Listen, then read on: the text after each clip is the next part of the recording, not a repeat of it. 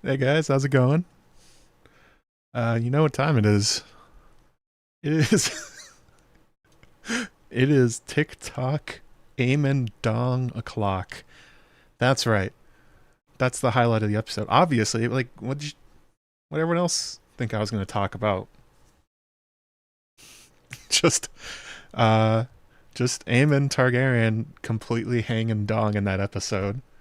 Truly a moment in television history. That's that was a choice to put that in. Especially after they blue balled all the Aemon fans after last episode. It's like, all right, we'll throw him a bone and throw him a bone. Eh.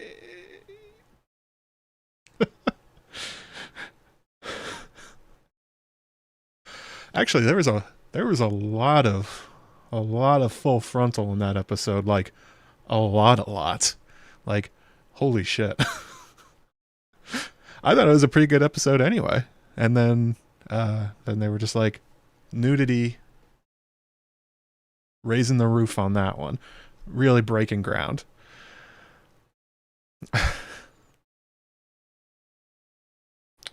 Yeah. So I guess we should talk about the stuff that actually, we'll go chronologically, and just because happen to be wearing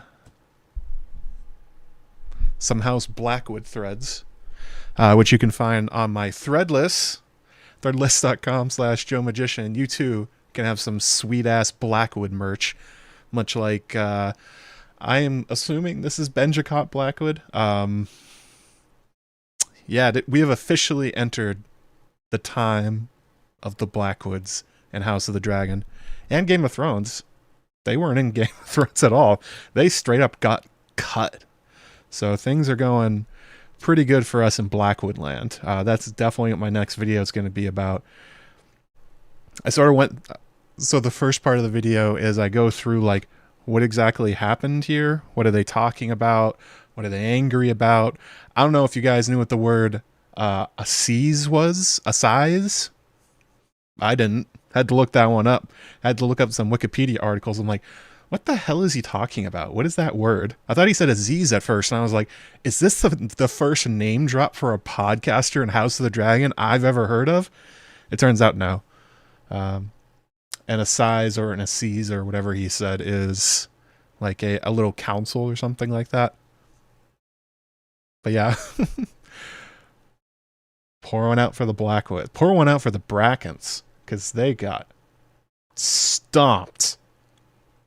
I mean, so did the Blackwoods, but it's more important that the Brackens got stomped. So, we got a lot of folks here who haven't been around for a while. Hey, Courtney Mazza, how's it going? Kristen Chacoin, you're still awake? God bless you. You made it. All the way over there in England. Oh, with the membership badge. Oh, that's right. You got a free one. That was Crowfoot Sauter, I think, that gave out a bunch of free ones. Sandrixian, of course, yes. Of course, it is prophesized. Sandrixian will be there for the stream where Alice Rivers debuts on the screen. And yes, I saw in the chat you guys were like, oh, is that Alice? Who is that dark-haired lady? That is our Lady Alice. The real main character of the Dance of the Dragons. I mean, other than, Benjicott and the rest of the Blackwoods. Yeah, Our Lady Alice has showed up on screen. This one's pretty exciting. There is way too much for me to talk about. There's way too much to go over. Oh, really? The subtitle said Davos Blackwood. Well, that will change my video. I'm gonna have to. My problem is I watched the screener subtitles, and sometimes they change slightly. I'm gonna have to go back and check this. So this is Davos Blackwood, is what I'm saying. So maybe they updated that during it. There's some. This is really good. You guys are here. This would make me look like an idiot when I record that video. Hang on. Let me grab the. Yes, Mallory. It is an excellent shirt. designed by a super talented artist that made some really cool stuff for me. And honestly, people should really want them because they're amazing. Hang on a second. Threadless. Definitely putting a thing for this in. Oh wait, what is my shop link? I'm gonna feel like an idiot if I gave out the wrong shop link. Oh, JoeMagician.threadless. I am such a moron. Yeah, so this is a Sanrixian creation. You can grab it from my Threadless shop and all sorts of stuff. I have one. This one says F around and find out. The other one says our roots run deep because we had to make up some house words for House Blackwood. Oh my god, what did I just say? But yeah, this is Willem Blackwood kicking ass. Some of the only Blackwood merch you will find anywhere on the internet. I know this for a fact because it is hard to find, although maybe it won't after this. Yeah, you can check those out. I think there's probably sales. There's always sales going on Threadless. So yeah, let's start at the top. What we have here is a classic intro. Blackwoods and Brackens are fighting over absolute nonsense. You love to see it. I'm sure you guys picked up on this during the episode, but Ryan Condal and the writers talked about it after the episode as well. The reason they let off with the Blackwoods and the Brackens here is that they're trying to show the sort of the endless waltz of war that happens, how the sins of the fathers are visited on the sons forever and ever and ever, and how people have forgotten what they're even fighting about. And that is truly one of the main takeaways from the Blackwood and Bracken feud that has happened over the centuries. What are they fighting over in this episode? Grass. They're fighting over grass. Davos Blackwood, as people in the chat said, his name is Davos, apparently. Cool name for a Blackwood. I like it. I'll use it for my next CK3 campaign. They're fighting over a marking stone that has been moved. And why has it been moved? Because there was an assize or an assize. I have to go back and watch it to get the pronunciation. Basically, there was a decision in River Run that the Brackens are going to be given more of the Blackwood land as I'm guessing this is like a compensation for the death of Gerald Bracken or the stuff that happens afterwards. And they basically start almost killing each other for the moving of these stones. And it's really not about the stones. And then they start fighting. He's like, oh, Rainier is a kinslayer. And then Davos Blackwood is like, yeah, Aegon's no true king. You're no true knight. Doesn't mean anything. These guys don't know them. They have no connection to these people. This is really just an opportunity for these two houses to fight. They've been jonesing for it. They've been waiting for an opportunity to go at each other, and they found it now. Honestly, it could have been over anything. This is like, he could have just walked up and scuffed his shoes, and that would have been enough to start them fighting. And then, of course, so I'm just going to go through the lines here, because I took them down. Put the boundary stones back. We didn't move them. Did they just move themselves then? Oh, I'm sorry. At the very beginning, Aeron Blacken is bragging that his sword is strong enough to kill some Blackwoods. Cool stuff. Did they just move themselves then? Did just rolled their way over so Bracken cows can fill their bellies on Blackwood grass? Truly the smallest of who cares. The entire valley is verdant. There's grass everywhere. There's enough for everyone. The peasants are just happily scything away. There's a mill merrily in the background. Like, no one cares. Nobody's losing anything by a cow going on the other side of a marking stone. Doesn't matter. But they're starting shit. They are starting shit in a big way. Aaron Bracken says the Assize at River Run. He says F the Assize and F you. This is our land. Aaron Bracken tries to walk away, and he says it's Brackenland, and he goes, babe killer. Like the classic trying to sneak away and get the last word in, but of course he heard it. The kid looks like he's about to cry as he turns around, puts on a tough face. He says, your false queen Rhaenyra is a kinslayer. And then you see on Davos Blackwood's face sort of the recognition of, oh, I'm about to die. And the reason for it is because there's no way the Blackwoods are going to break their vow to Rhaenyra. They swore to defend her. They're going down fighting for her. They don't care. They're like the Starks. They're like the Northerners. Hence the hat. Wearing a Stark beanie at the moment. These two are basically the same, more or less. They're kind of stand-ins for each other. I'm going to talk about that in the video, how they're like the unofficial Starks until the Starks show up later in the war with Cregan Stark promising it. But yeah, the Blackwoods instantly go like, oh shit, you're on the other side of a war again, aren't you? All right, well, we're gonna be killing each other, and that's he says, well then, let me tell you, Aegon Targaryen is no true king, just as you are no true knight. You're both craven little Australian C-word, I guess. And they start shoving each other. They draw a sword. Davos laughs and says, you wouldn't dare, as he like walks into the sword tip, and then hang on a second. Nope, wrong one.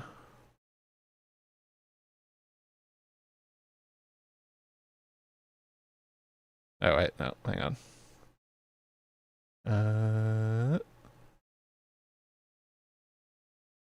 Skipping ahead a little bit.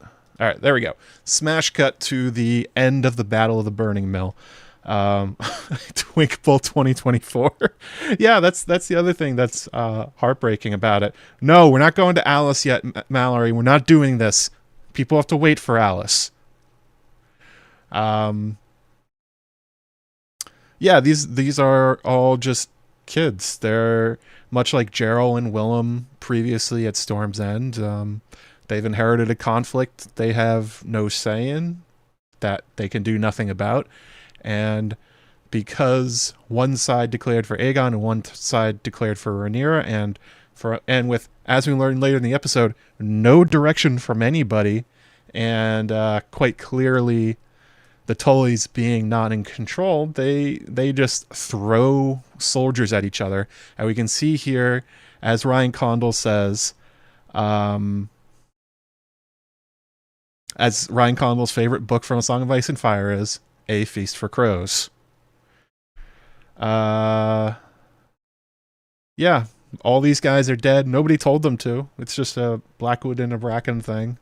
It's the official start of the Battle of the War. And then when we go later in the episode, both councils, they're like, what the hell? We didn't want this. Nobody told them. In fact, literally neither side wants this battle. Specifically, this is a net negative for both of them. Because as they talk about, the Blackwoods and the Brackens are the two most powerful houses in the Riverlands outside the Tullys. Although much of the Tully's strength comes from the Blackwoods and the Brackens. Both sides, the Greens and the Blacks, were hoping to get one or both of the houses on their sides. They would be the 40,000 swords that would march out of the Riverlands. And you can see here, that number is greatly diminished. There's quite a lot less. Oh,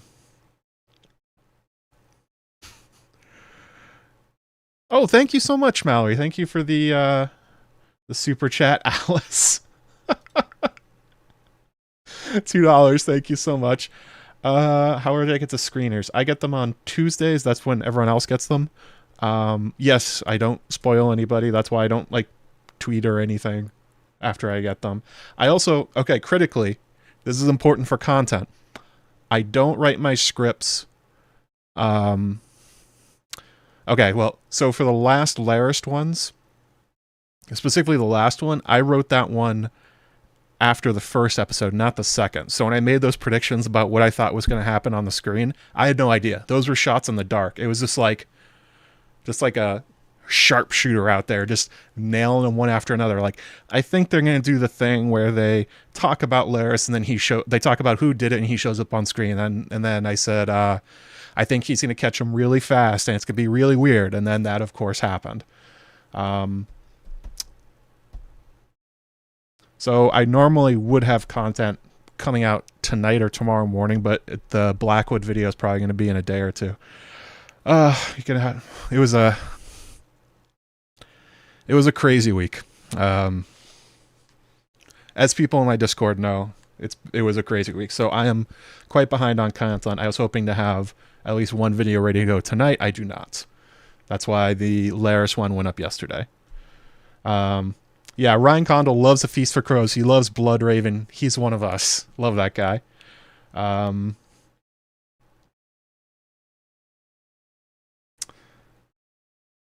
my God, Morley, thank you so much. Thank you for the super chat. $50. You are the best. Love your content. It's been a while, Mora. Good to see you around. I haven't been making content for a while, but we're getting the gang back together. A lot of old faces here tonight. Yes, that's exactly right, Karakar Snark. They threw away the premier Riverlander forces for nothing at the beginning of the war, and that ends up being, you know, a huge problem. Yeah. This is a rough one. You can see the burning mill in the background. The episode itself is called The Burning Mill. I'm guessing they chose it as a reference to the idea of the Ouroboros, the circle of the dragon eating its tail, fire begetting itself, that kind of stuff.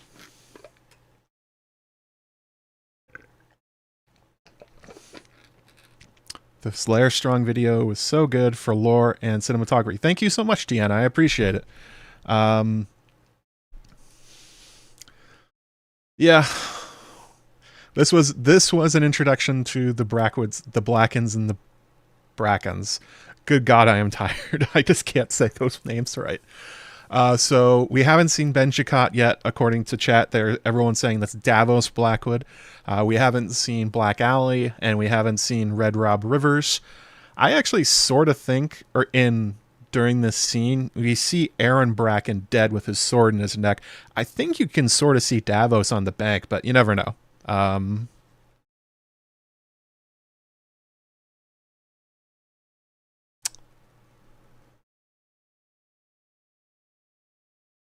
So, this is the start. They say later in the episode as well that Lord Samuel Blackwood has died during this battle. So that is the Lord of of the Blackwoods.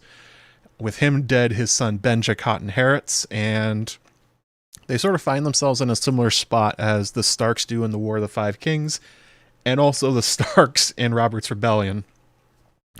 At the start of the war, all the adults die. Everyone's gone. You can see here, look at the battlefield. There's tons of people dead. Some of these will be knights. Some of them will be, obviously, Samuel Blackwood is somewhere on this field, along with his commanders, their men-at-arms, the heads of their companies, all those guys. Tons of them are dead. And so it becomes an extremely brutal and vicious war as a bunch of angry teenagers who just lost everybody have to try and find their way through it. So Benjicot to Robb Stark are very easy comps to make. That's more or less what happens here. Yes, they are updating the tapestry intro as they go. They added Decapitated Jaehaerys this time.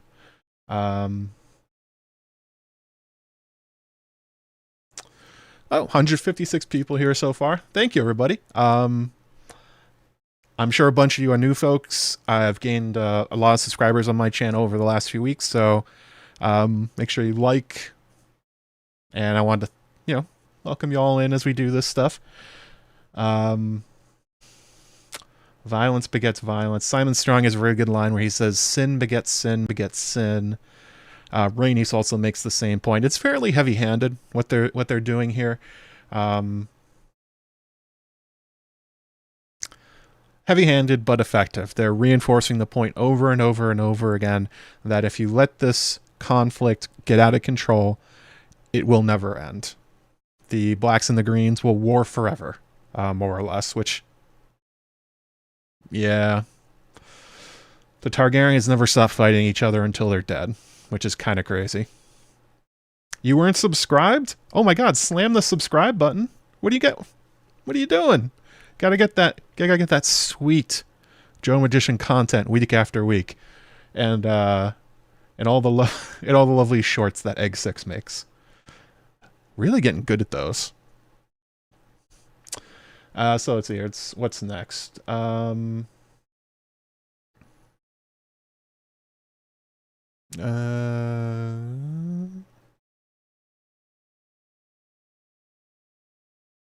that won't do. This is close enough.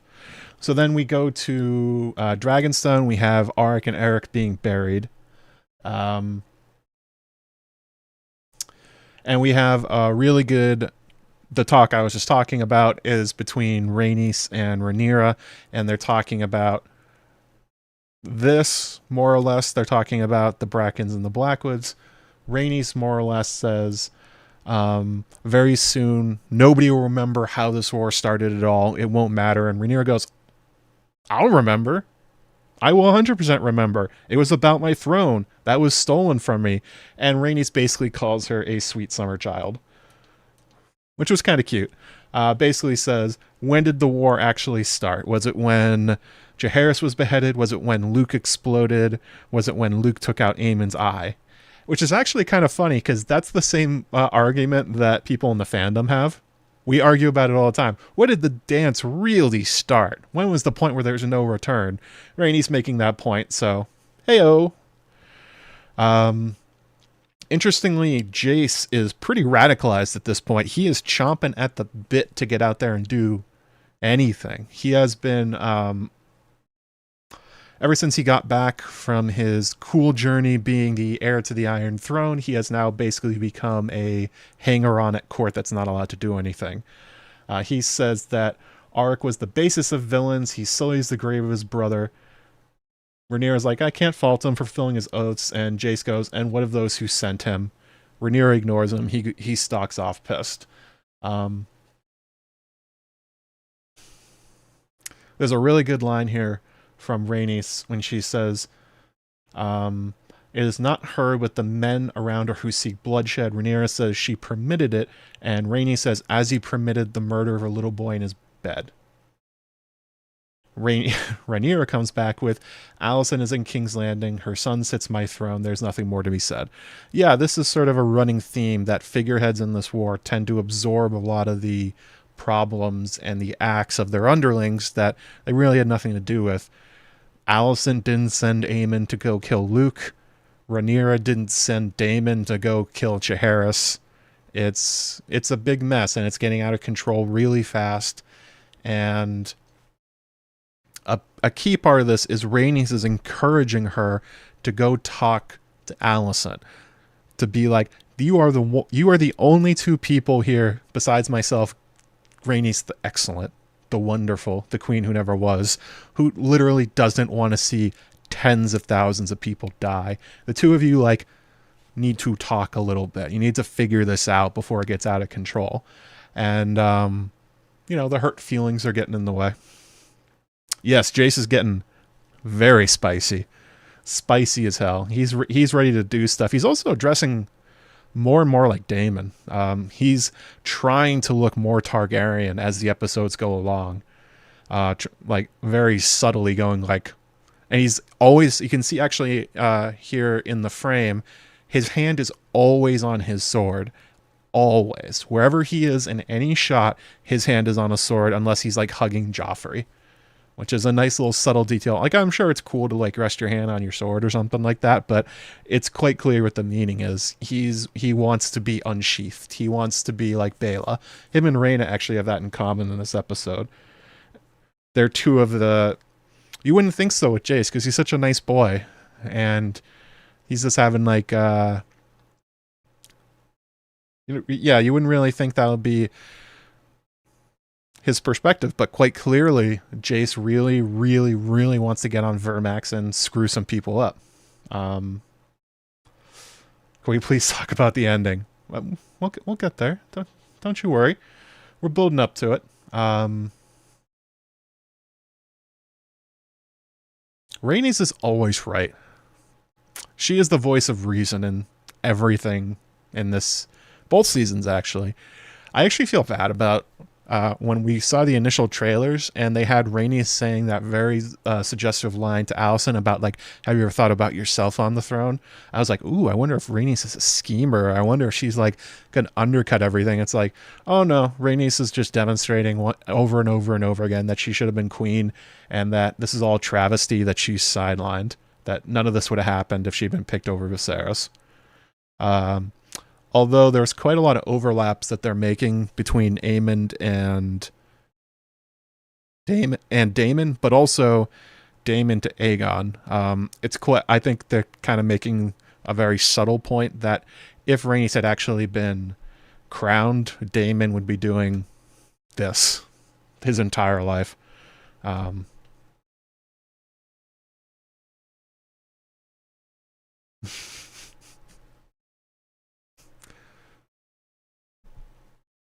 Oh, that's a good point. Jace is looking like a Sith. Yeah, he's going full Kylo Ren. He's even wearing black gloves. Oh my god. What if he... Oh no. If he builds a lightsaber, everyone's done. Wait, isn't a flaming sword a lightsaber?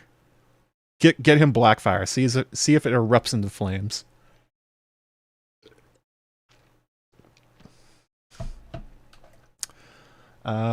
Let's see here. Then we go to... Oop, nope. It'd be easier if I labeled these better. Let's go with Sir Criston, because Criston screws everything up on this episode. It's kind of incredible. By the way, okay, so question for the chat, very important. When we see Criston, he's in the Tower of the Hand. He has taken over, I think, Otto's quarters, or maybe it's his own quarters. I don't know. He's in a room. Do you think Criston can read? I'm not sure he can. Have we seen him read a letter? Have we seen him write anything? It's not that uncommon for middling knights raised in the way that he is to not be literate. I think it's kind of a fun question. I think it'd be hilarious if he couldn't. That's what. Yeah, he wasn't raised to be a diplomat. He was raised to be a knight his whole life. It'd be kind of incredible if he couldn't read. Just like getting letters sent back from Otto and just like, I don't know. And we even saw it, like Boros Baratheon, one of the great lords of the realm, didn't even bother. Okay, so I'm not crazy here. Yeah, okay, good. Yeah, Criston.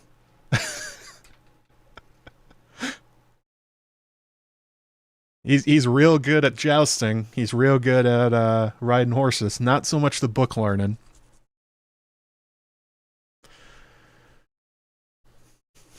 That's one thing that sort of gets lost when you're considering this setting. Literacy rates real low, even among nobility. For a lot of people, it just doesn't matter. Like, Tywin specifically tried to teach Jaime because he wanted him to be Lord, where it would be important. But there's a real good shot that there's a lot of nobility out there that cannot read anything.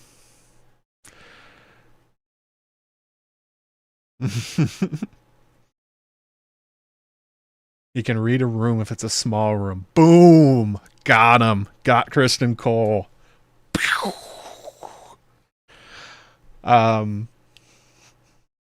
Yeah, go ahead and spread that one out there. Tell the people. Actually, I think I can make a poll, can't I? Start a poll. Can Criston Cole read? I feel like it's always important to dunk on him when you can, and this is a perfect opportunity. And the reason I'm bringing this up, other than it's funny, is that Kristen is completely unsuited to his role. And actually, it was really interesting in the after the episode. Um, the writers and Condell and actually Tom Glenn Carney say that Kristen was specifically picked not just because he's a good warrior, which Aegon wants, but because he's dumb and he's bad politically and he doesn't know how to do that stuff. And the reason is that Aegon was getting jealous of Otto, that Otto was basically running a war without him, that he was unnecessary. And they went in and said, that's why he picked Kristen. He's somebody that he could outshine very easily. And it's like, boy, that is bad decision making, but makes a lot of sense. It's like, so it's not that he thought that Kristen would be a good hand. He thought he would be specifically a bad hand, but a general. And then that would leave all of the politicking and running of the realm to Aegon himself, a thing he's not good at. It's like, ooh. That is an unforced error there. I thought that was a fascinating insight into why they named Kristen Cole as Hand of the King. I'm curious about the 13% of people that think Kristen Cole could read. He couldn't even read that poll. Couldn't do it.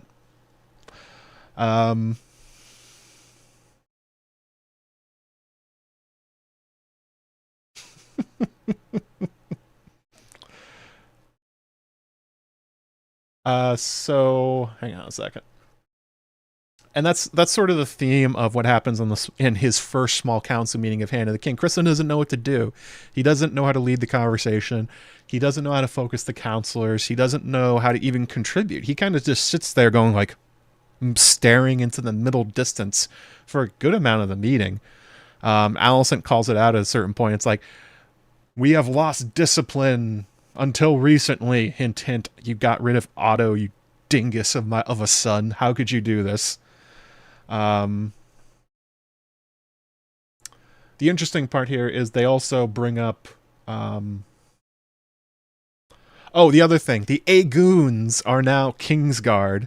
Once again, showing that Aegon is picking people in positions of power not because of how good they are at it and how well they will serve him, but because of personal like. And going off Kristen as hand, quite clearly he picked Kingsguard that Aegon would be able to basically do better than, more or less. He's picking people that are worse for him for important positions because he's worried about if he puts people into competent, it'll make him look like too much of a dingus. Not great. Yes, Aegon picked his goons to be in the Kingsguard. Yes, he did. That was a choice.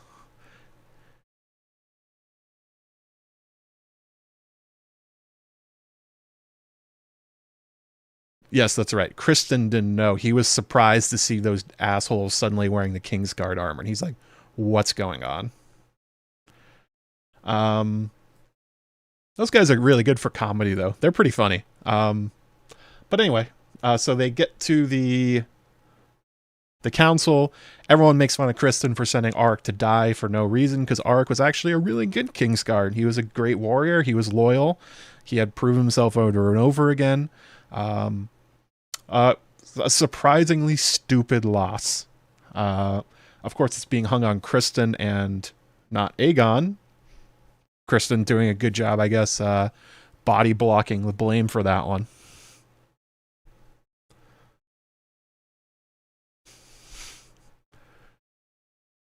Let's see here. Kristen basically has nothing to say back. He's terrible in a smack talk contest. They talk about the Blackwoods and the Brackens, and they say basically this is where you get the information about Samuel Blackwood being killed, and also most of the Blackwoods and the Brackens have wiped out the majority of each other's armies, more or less removing them from the board as a thing kind of worth getting. That's sort of the message that Tyland and Jasper and Orwell are getting at. Kristen, he ain't hearing it. He's not getting that stuff. Specifically, he comes up with an idiotic plan. So this is the idiotic plan we heard previously with him and Aemond. Kristen's solution to the whole nobody's listening to us thing is he's going to ride out with a whole bunch of men. He's going to sack a bunch of castles. He's going to pick up men-at-arms, and they're going to loop their way through the Riverlands and then go to Harrenhal, take it, go from there, pick up the Brackens, kill the rest of the Blackwoods, and then attack Daemon. Now you'll notice, actually, chat, what has Kristen forgotten? There's an important thing that he has forgotten. Well, two important things he has forgotten in this plan. Let's see if you guys can get it. They're important. They're potentially very bad for his plan. What do you got?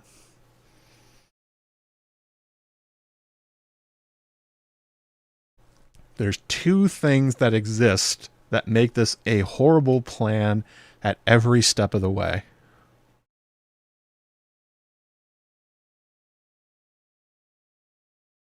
That's right. That's one of them, Buttercup Bravo. Daemon has Caraxes. You can get all the men you want. You can get all the swords and all the guys on horseback, and you can march on Harrenhal all you want. You know what happens? You get loot train battled. Caraxes kills them. Kills them all in the afternoon. It's not great.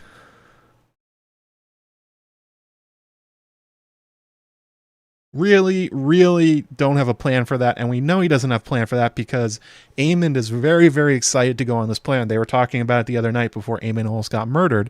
And Kristen goes specifically, not Aemond. He's not coming with us. And then Aegon's like, I'll come with you on Sunfire. And everyone's like, no, no, no. Aegon, don't do that. You'll die. Daemon will kill you. Let's not do this.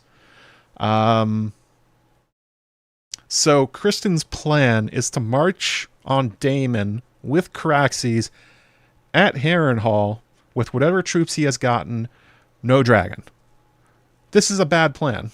This is a very bad plan.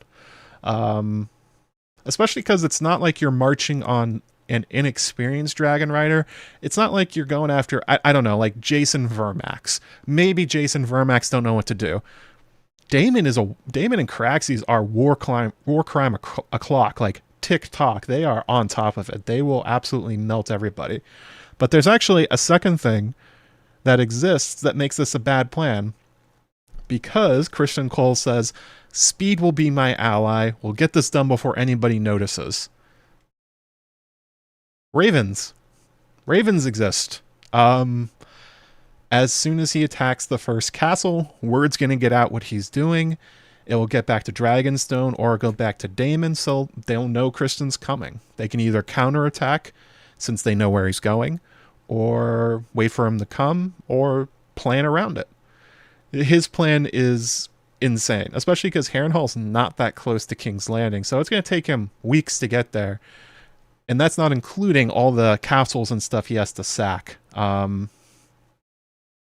So, yeah, everything about this plan is stupid. And Aegon likes it. Aegon's like, good. To war, then. Tom Glencarney's killing it in this. He's very funny. Oh, by the way, if this is your guys' first time in the chat, make sure you like the stream and hit subscribe. And also, if this is your first time here, again, because lots of folks have showed up over the last couple weeks because of me actually making content again, you know, welcome.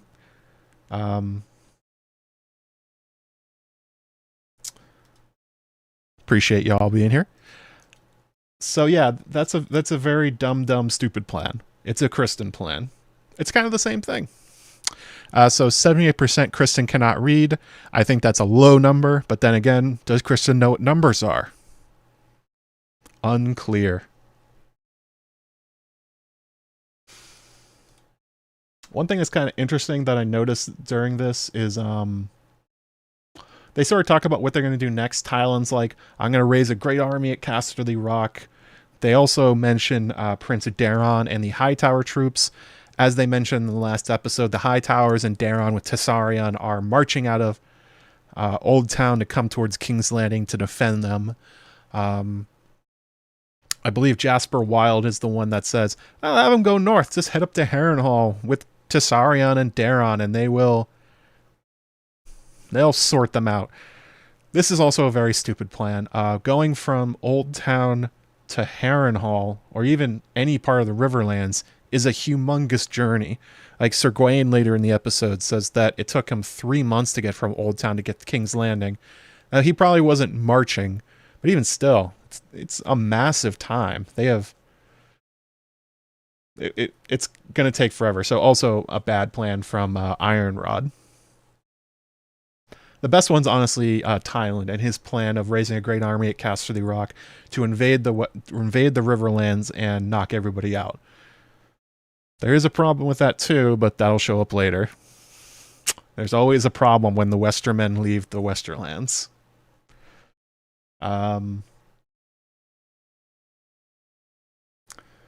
What we're seeing here from Aegon especially is insecurity all over the place. He doesn't want to be seen as weak. He wants Aemon to stay behind so that he can go on Sunfire and attack to prove that he's the important one. That, you know, he's not just somebody that's letting people go out and fight his wars. He can fight them too. He's Aegon the Conqueror. He's Maegor the Cruel. He's going to get out there and do it himself. You know, and then everyone's like, "Oh my God, Aegon, you will die. You will die instantly. Don't do this." Which I thought was a really funny reaction, just how quickly everyone's like, "No, no, no, no, no, no, no, no, no, no, no, no, no, no, no, no, no, shh, no, no, no, no, no, no. It's okay, Aegon. You stay here. You don't get involved." Thought it was funny. Harrenhal's not that far from King's Landing. Well, the way they're not going on the road. They're going through the forests, and they're also going through the Crownlands, then over to Harrenhal. So it's going to take them quite a while. There's no way they're going to be able to sneak up on Harrenhal by stealth. But yeah, as soon as they get there, Daemon's just going to kill them all. So it's a stupid plan, even if everything works out. Even if Daemon gets no men in the Riverlands, if he gets no army, it's a dumb idea. You don't attack Daemon. Oh yeah, thank you, Egg. Check out the newest videos if you haven't. If you guys could grab the links, the mods, grab them and put them into chat for the last videos talking about Laris. Laris doesn't come up a lot in this episode, although, of course, he does stuff twice, which is kind of interesting. Nothing to support my theories, so no video coming out about it, but I thought it was interesting. We'll get to them when we get there. Then we go to Mysaria and Rhaenyra. Hang on a second. Let me... Oop. Oop.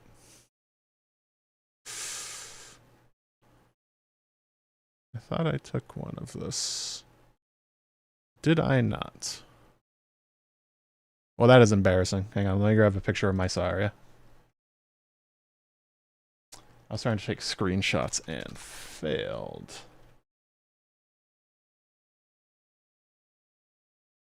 And there we go. Mysaria. She's hanging out with Rhaenyra. They're talking about... Oh, by the way, there are people, actually people on Twitter that were like, "Oh my God, what do you mean? Mysaria didn't save Rhaenyra. That wasn't on the screen." They went out of their way to go ahead and confirm it this episode that yes, Mysaria's intervention when she turned around and said to the guard, "Excuse me," basically, that did save Rhaenyra because the guards didn't believe her at first. Then they did. Then they went and found the King's Guard. They found Sir Eric, who then realized what Auric was going to do, and that's how he knew where to go and why he showed up in the doorway out of breath. He found out and was like, "Oh my God.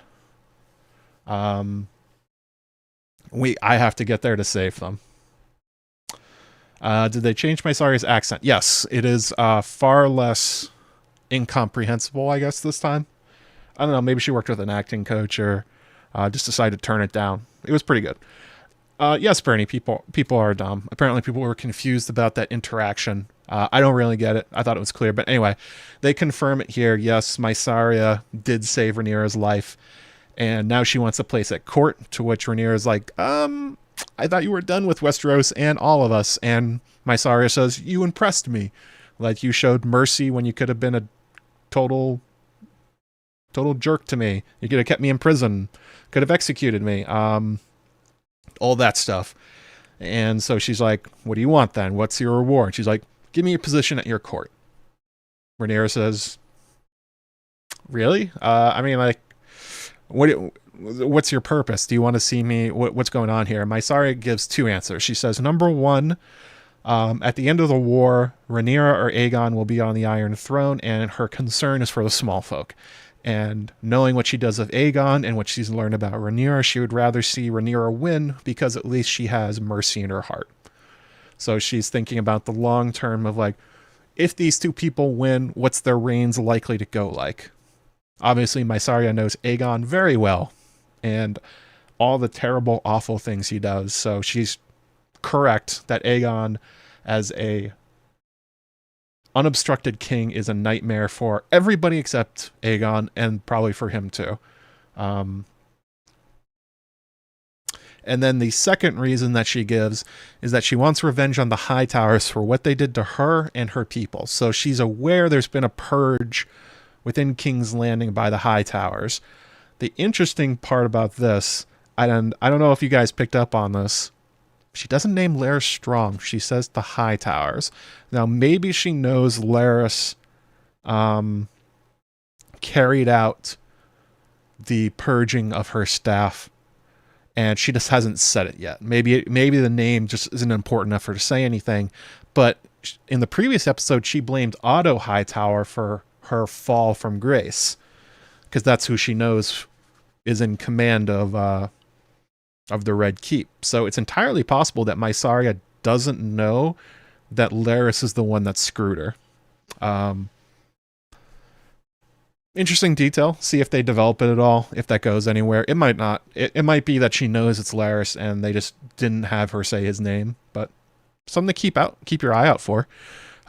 Especially as her knowledge of the Red Keep is getting out of date fast, as many of her spies have been purged by Larys, but obviously not all of them. That was kind of the point of my last video, that Larys said he got rid of all of the traitors in their midst.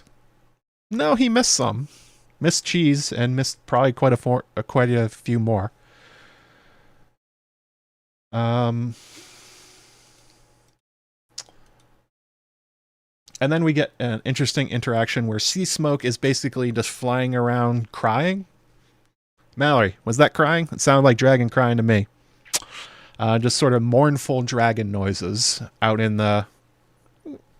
out across the bay, calling out for, I can only imagine Laenor, that he misses his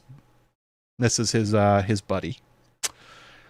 Rhaenyra's like, I don't know what's going on. I don't know why Sea Smoke is doing that. And Mysaria, with a great amount of empathy, says, well, maybe he's lonely.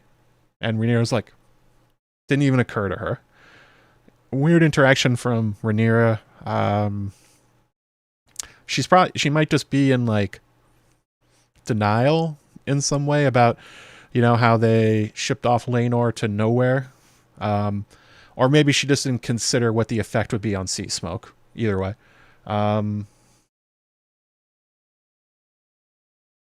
interesting. Is Laenor now dead? That would be an interesting way for them to solve the Sea Smoke problem if he just ends up dying in Essos. But you never know. And in the last episode, he was flying at Adam Velaryon. Adam of Hull. Spoilers? Well, actually, no. It's not a spoiler. It was clear from the last episode that he is Corlys's son. Anyway, I'm safe. Absolved. See, I saw Hottie on the beach. Was he dragon calling Adam? Is that what was going on? Amazing. So now we get to the stuff that was really, really cool. What a good shot this is. We get to Daemon arriving at Harrenhal. Everything about this was my dreams come true. I loved This was amazing.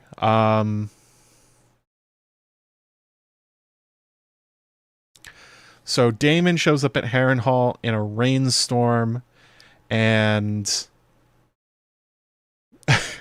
they talked about this in the after the episode, and it kind of explains what was going on with Damon and why he was kind of like running through the castle with his sword out like he was in Dark Souls or something like that. Damon showed up to Harrenhal expecting a fight. He was expecting it to be heavily garrisoned. He was expecting lords to come out and kneel before him and ask for his mercy. Instead, Damon lands in Harrenhal and basically finds nobody. Nobody's there to fight him. Nobody's there to meet him. In fact, nobody really cares. They may not have even known he was there, which was kind of incredible. There's a lot of spooky stuff going on, even as he lands. There's a lot of like clanging noises. We see the weirwood roots have grown through the walls. We see burnt rock all over the place, melted rock from Balerion. And in particular, the bats. House Lothston represents.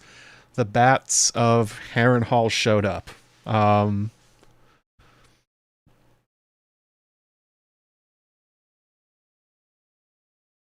Great little callback to the main series. House Lothston and Danelle Lothston and her using the bats to abduct children and then bathe in their blood or something. There's a lot of stories about Mad Danelle, but the important thing is that bats in Harrenhal are like this. A lot of vampire stuff going on around them.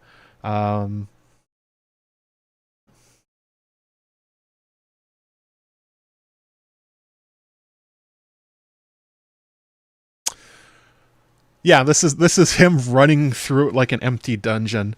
Runs into one guard, punches him out. Damon's ready to fight. He just opens the. This is actually, honestly, kind of funny. I really have enjoyed that about this season of House of the Dragon. They're putting in a lot of humor in unexpected places, and not like things that are like characters aren't telling a lot of jokes and that kind of stuff. It's just like the situations and the expectations and payoffs are making me laugh. And one of them is Damon throws open the doors to the hall where Simon Strong and his sons and all of his servants are eating dinner, and he's just standing there and he just goes like, "I claim Harrenhal." And Simon Strong's like, "You did. Hey, congrats, bro. You definitely you claim this castle. Way to go. That must have been hard with your dragon and your armor and Dark Sister. Definitely needed all of it to defeat my 5 soldiers and knock down my door. Well, open it a little forcefully." Yeah. It was great. I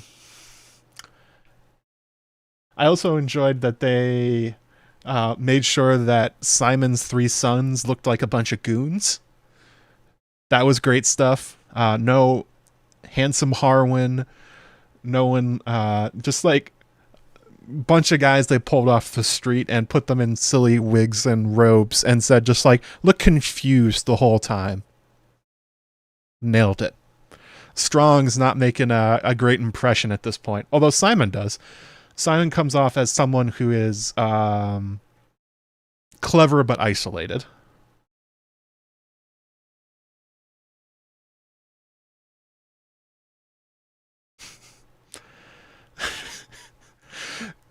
I don't know. And then the line at the end about the Iron Throne was really funny. I thought that was great. So the conversation goes. Simon immediately pledges loyalty to Rhaenyra, although there is one person in the hall who refused to kneel to Daemon. And that person... Oh, wait, hang on. There's Simon Strong, looking great. Way to go, Simon. There is one person that refused to bend the knee. Alice Rivers shows up in this first shot, and as Damon walks in, she just kind of walks across the room, gives him a look, and just kind of keeps going. Doesn't care about him. Damon's intrigued by this reaction. He's sort of used to people to surrendering to him, people being afraid of him, being intimidated. Not Alice. Alice is just like, cool, bro. Anyway, I got witchy shit to do out back, so you do your thing with the castle. I have the magical world to worry about, or whatever it is that Alice Rivers thinks about. We'll get back to Alice when she shows up later, but she does make an impression. Very much doing a... It's like... It's almost a Carice Van Houten, not impression, but she's definitely playing Alice as inspired by Melisandre, in the sense of that she just sort of says and does things out of tune with reality. And not kind of similar to Helena. Like Helena and Alice sort of have a disconnected vibe to them, but Alice seems to have a I don't know, a lot more purpose behind what she's doing, that she maybe has a better grasp on everything. But it was funny. Damon's sitting there going like, and Alice is like, all right, I'll see you later. Oh, thank you for the super chat, Courtney Mazza. $2 because you secretly love New Jersey. Fun times. Nobody likes New Jersey. What? Not even George. Are there people like New Jersey? Sound off in the chat. What are your opinions of New Jersey? See if we can root them out. Let's get some good interstate war going in the chat. Tell me why New Jersey's bad. Or good. If you're one of the people that for some reason think it's good. If you can't tell, I'm from Massachusetts, so New York and New Jersey are my enemies. But let's get back to Simon Strong. So he immediately says, "What's for dinner?" Sits down, apologizes for not having red currant. A very Germ apology. New York City's armpit. Oof, oof, oof.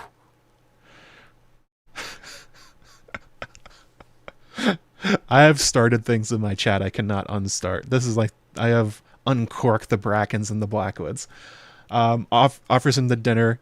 Damon sits down, and he looks really funny sitting there, sitting in his full armor, looking mad in front of like a big plate of food. And he's just like, what are you guys doing? Like, Damon's like, I was expecting a fight, and you're giving me dinner. Simon doesn't quite... He catches on. He's like, if you can't tell, like, we're happy you're here. We don't like Aegon. We like Rhaenyra. And Damon's like, you poisoned the food, didn't you? He can't even process that somebody's trying to be nice to him. I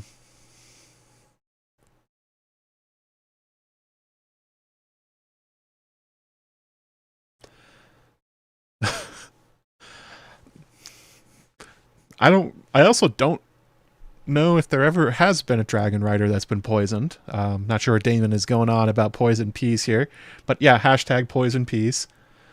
Damon's suspicion, of course, comes. We're getting our way back around, as we always do on this channel, to Larys Strong. He says, well, your lord is Larys Strong. Why should I trust you? He's on the small council. Or, well, he's not. By the end of the episode, he's on the small council, but he's like, your lord is my enemy. Why should I trust you? And Simon reveals that Larys ain't actually that slick. That pretty much everyone at Harrenhal figured out that it was a hit by Larys to kill his father and brother. Simon calls him a scourge on the family. Accurate. He totally is.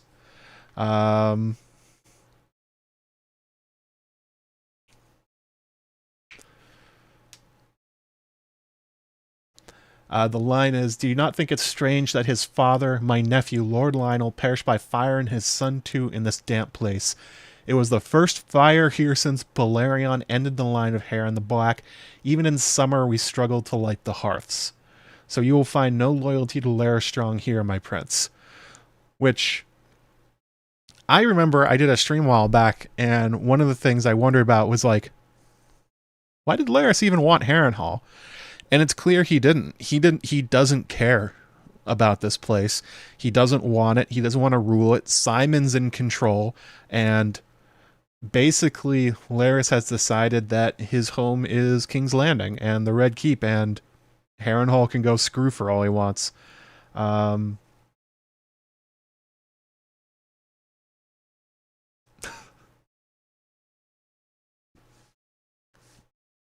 Nothing catches fire accidentally in Harrenhal. It's raining the entire time. Also, fun thing, I posted this as a community note on my YouTube channel, which you're on, by the way. Like and subscribe to the stream if you feel like supporting me. There's super chats, as Sanrixian, Morley, and Courtney Mazza have given.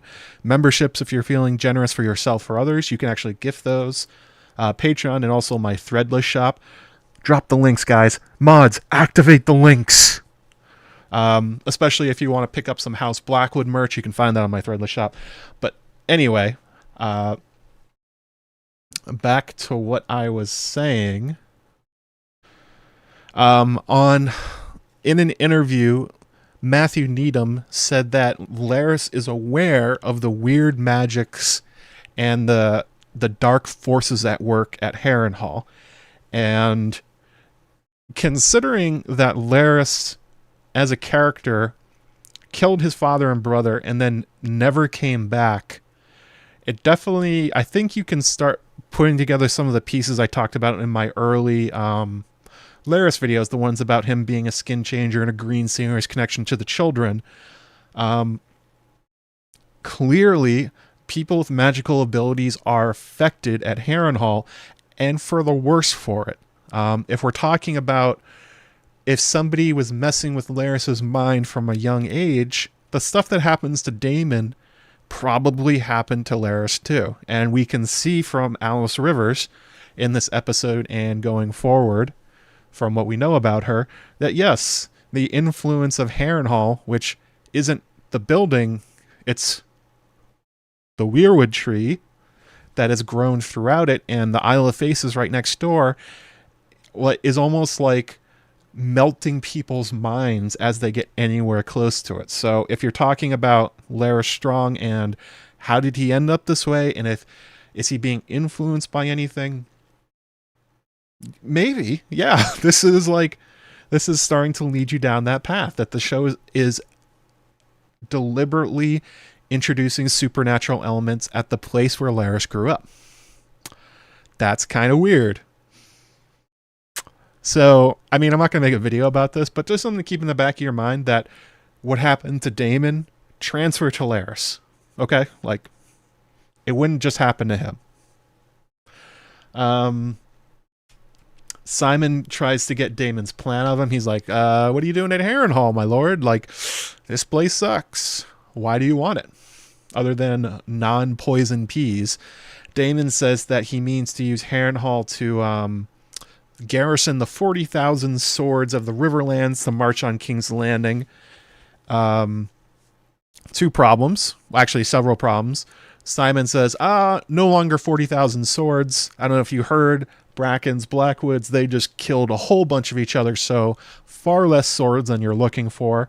Problem number two, Lord Grover Tully is no longer speaking or has his wits about him, so you're going to have a hard time getting him to do anything for you.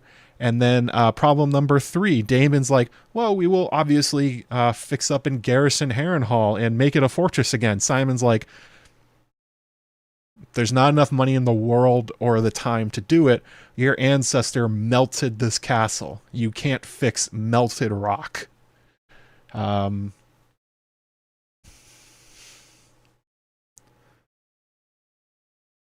Yeah, so that was That was kind of a slam there by Simon being like, Damon, did you think this one through? I don't think you thought this through. Like, we can't garrison 40,000 men. We can't defend against an attack. I can barely light my hearths. This place is terrible. Which actually, if you guys want to go back and check out a video I made at the end of last season about Harrenhal and its curses, everything Simon just said, I brought up in my video about Harrenhal. I think it's called the Harrenhal is the most cursed castle in Westeros or something like that. Mods, if you guys could grab the link for that. That one is relevant right now because everything I said based on this episode is correct.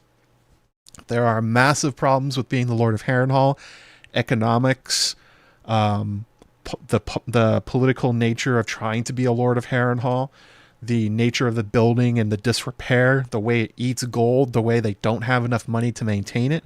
And then, of course, that the curses everyone talks about, how it's haunted and like how Harren the Black's sons walk the halls and people seem to go a little crazy within it.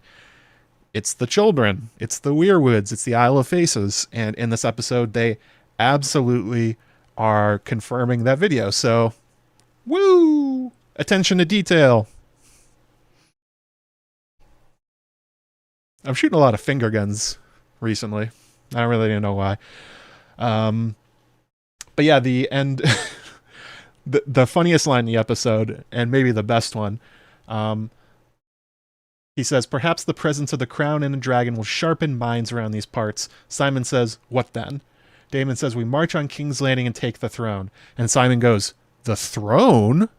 And Daemon goes, it's a big chair made of swords. It's like, he thinks Simon is such an idiot, he doesn't know what the Iron Throne is. The contempt in his voice is incredible, even though Simon basically just schooled him and let Daemon know that you didn't think this through, you don't understand the Riverlands, you don't even know what's going on with the lords in the major houses. If you think this place is going to help you, you have lost your damn mind. Anyway, so eat your peas, Daemon. Very, very good stuff. Damn it, Egg. The Blackwood video is coming. Just not yet. It's written. I'm actually going to have to rewrite parts of it now that I know that it's not Ben Jacot. But anyway. So, let's switch back to... Here we go. Sir Gawain Hightower, the biggest dork in the series. Way to go, Gawain. You amazingly managed to make yourself hateable in 20 seconds. Pretty good stuff out of him. So what happens is Kristen's plan has been put into effect by Aegon, and they're getting ready to ride out and go attack a bunch of castles, then go to Harrenhal. By the way, this also doesn't shine well on Kristen. Everything Simon just said to Daemon applies to Kristen. These plans to take Harrenhal and then use it to amass forces and march somewhere are inherently flawed.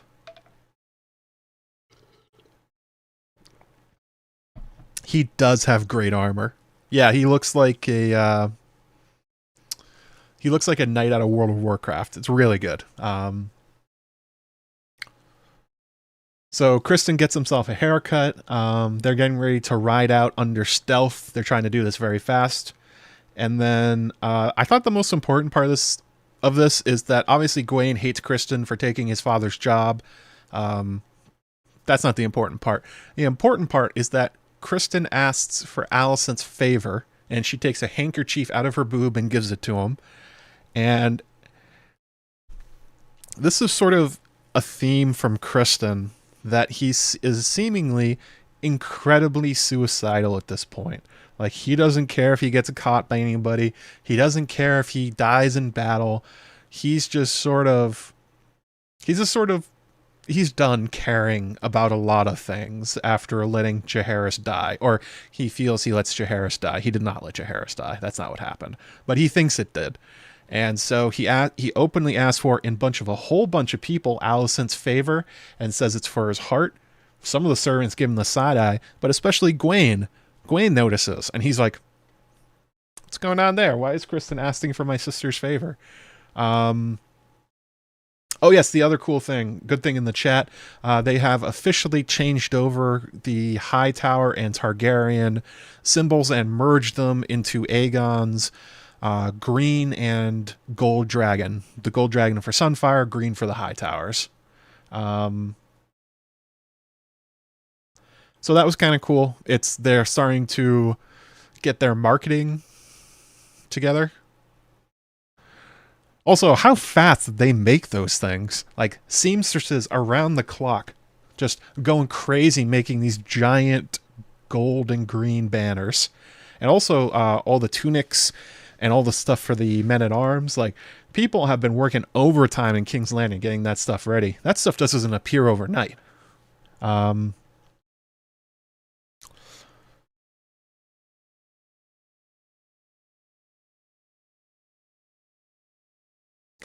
But yeah, not just Laris is noticing that there's something going on between Alicent and Kristen. Otto obviously noticed, but now Gwaine and some of the servants. So, wondering if they're going to develop that one. I'm guessing based on what happens later in the episode, Gwaine's not going to rat on him, but other people could. This is going to become more of an open secret as it goes along. Now that Kristen seemingly doesn't care that... Okay, so if you guys don't know, and they brought it up in this episode, that Kingsguard are supposed to be chaste. They are not supposed to have sex. They are not supposed to have wives. And what happens if they do? Well, they can be executed.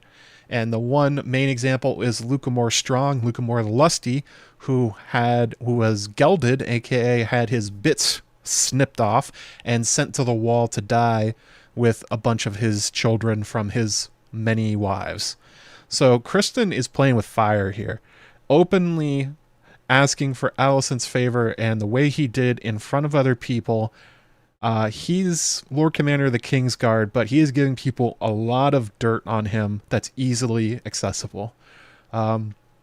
Like at this point, if Laris wanted to get rid of Kristen, he could.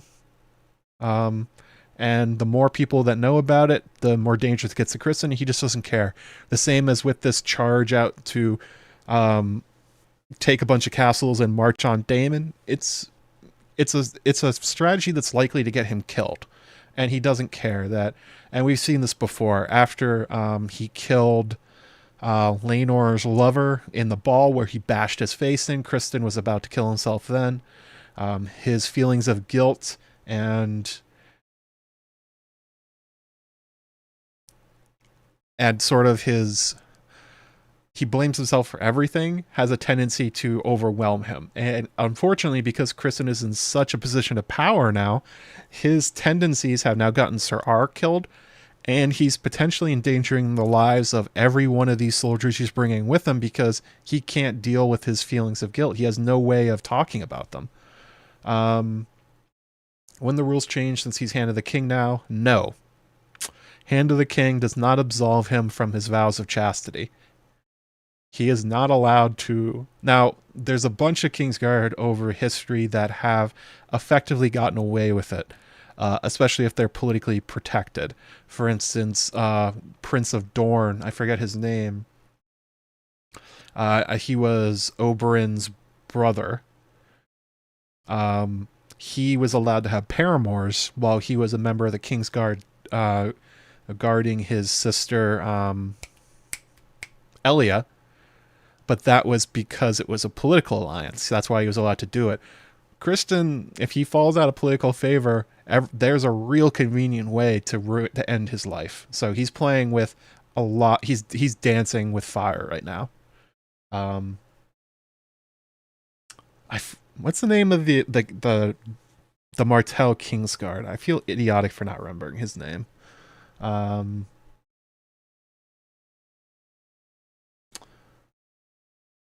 Oh, and on the way out, of course, we see... no, not Jamie, the Darnish one. We see that Cheese's body has started rotting, and then there's a crow picking at the body. Ryan Condal, once again. A Feast for Crows. Roll credits on A Feast for Crows. Lewin Martell. Thank you, Jennifer Reed. Excellent job. Way to go, chat. Lewin Martell. Yeah, he had paramours while he was a Kingsguard because he was a prince. He was a Prince of Dorne, so they let him do it. Yeah, Feast for Crows on Cheese. So then we go to... Let's see here. Go back to the Black Council. All of Rhaenyra's counselors are like, kill, kill, kill. Fight. We must kill everybody. Go to war. Kill everybody. Unleash the dragons. Start burning people alive. Look, Daemon's do it. We should do it too. It'll be great. It won't be great. A really good line from Alfred Broom, I think his name is. He says, the value of a sword is not within its scabbard. And then Rhaenyra comes back and says, the value of a dragon is fear, not that you actually use it, which is accurate. Jaehaerys the Conciliator, who gets name dropped several times in this episode, more or less used the threat of Vermithor over and over and over again in his reign to get what he wanted without actually having to attack anybody. That's more or less been the threat ever since Maegor died. The Targaryens have basically relied on past examples of extreme violence, lightly gesturing at them, or heavily in some cases, to get obedience. So her counselors are basically wrong here in the sense that if you just send out the dragons, it will not make things better. It will likely turn more people against them. Although in the short term, it will get them allegiance. But the problem, of course, that they're missing is that the other side has dragons. So let's just play this out. Let's play out this mental game. All right, so Daemon shows up on Caraxes, right? And he, let's just say he takes Harrenhal, right? And they instantly roll over. They're like, yes, you're welcome. Absolutely. Love to see you here. Great stuff. Daemon leaves. Okay. The Greens have dragons. So what happens if Aemon shows up at Harrenhal? Probably the same thing. So they're not actually getting loyalty. They're getting fear until the next time a dragon shows up. And at which point those guys will switch allegiances again. So Rhaenyra and Rhaenys are making the correct calls that they need to politic their way into getting armies. But we can see that the same arguments are happening at the Green and the Black Council. There's a bunch of dudes who want to go to war, who want to turn people out of their houses and threaten them and burn some people alive, and they'll use that to get obedience. And we're shown within both councils that they are wrong. The main difference is that Aegon's going, yeah, dude, cool idea. Start killing people. We'll burn them out. It'll be great. I'll go do it too. And then we see within the Black Council that Rhaenyra and Rhaenys are like, you guys are dumb. Like, you're idiotic. You're making things worse by trying to do this. Oh yes, please throw a like on the stream if you're enjoying it. Subscribe if you haven't. We'll be doing these after every episode of this season, along with videos and all sorts of other fun stuff coming out on the channel, especially the Blackwood video, which should be pretty good. I think that's going to be a good one. I'm not saying it's going to get to 800,000 views like my last video on the Blackwoods, but you know what? It just might. Maybe if I make another thumbnail with a Blackwood kid wearing sunglasses, that'll get me there. Actually, yeah, I should do that. Take Davos Blackwood and throw some sunglasses on him. That'll be sweet. And another good line from Rhaenys, this council would do well to remember the queen wears the crown of my grandsire Jaehaerys the Conciliator, a prudent ruler, the wisest of Targaryen kings, who reign outlasted every other, even Aegon the Conqueror's. True. Jaehaerys basically never had to go to war. He conciliated, which is an interesting word. But he definitely used politics and threats to get what he wanted instead of Maegor, who just chopped heads. Like, the stuff that they're saying they should do is everything Maegor the Cruel did, and it largely did not work. It was a terrible idea that made sure that he just built up enemies and reluctant allies at best who turned on him as soon as they could. So yeah, not a way to build an alliance, but that's what these dickheads want to do. Um, make another 5-part Blackwood video. There's gonna be more than one Blackwood video. Okay, like this is just the start. This is gonna be like the intro to understand the feud in the houses and where it all came from and what it means and why are they using in this episode, etc., etc. And then from there we'll talk more about them, like their origins in the North. Why are they so magical? What's going on with Raventree Hall? Talk about Benjicott, Allie, and Rob, and all the fun stuff. Like we're just getting going.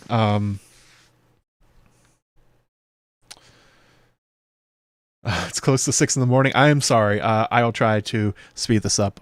Also, because we've been going for almost 2 hours, and I still have a hanging dragon dong to get to. So, God help us. So let's see here. So we then cut to, where are they?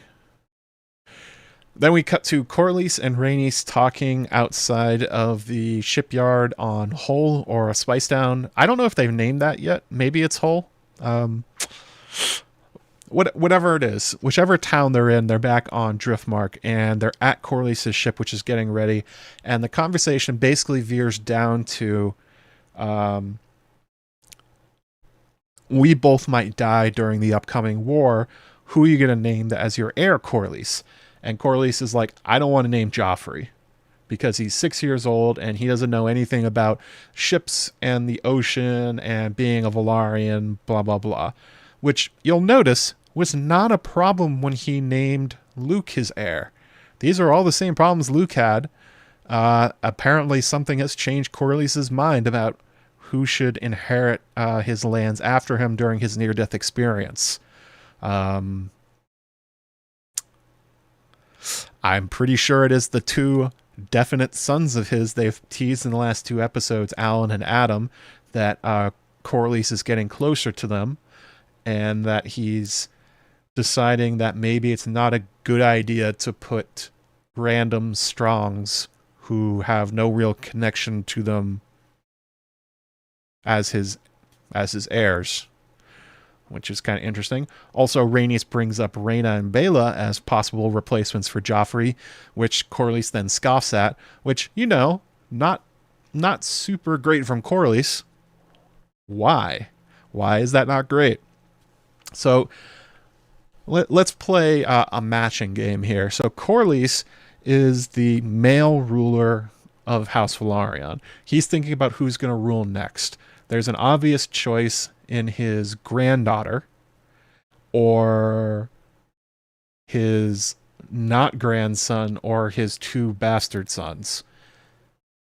Okay, so he says absolutely not. Not only does Rhaena know nothing about the sea, she knows nothing about dragons. She'd be a terrible choice. Also, inherently, he's also saying she's a girl.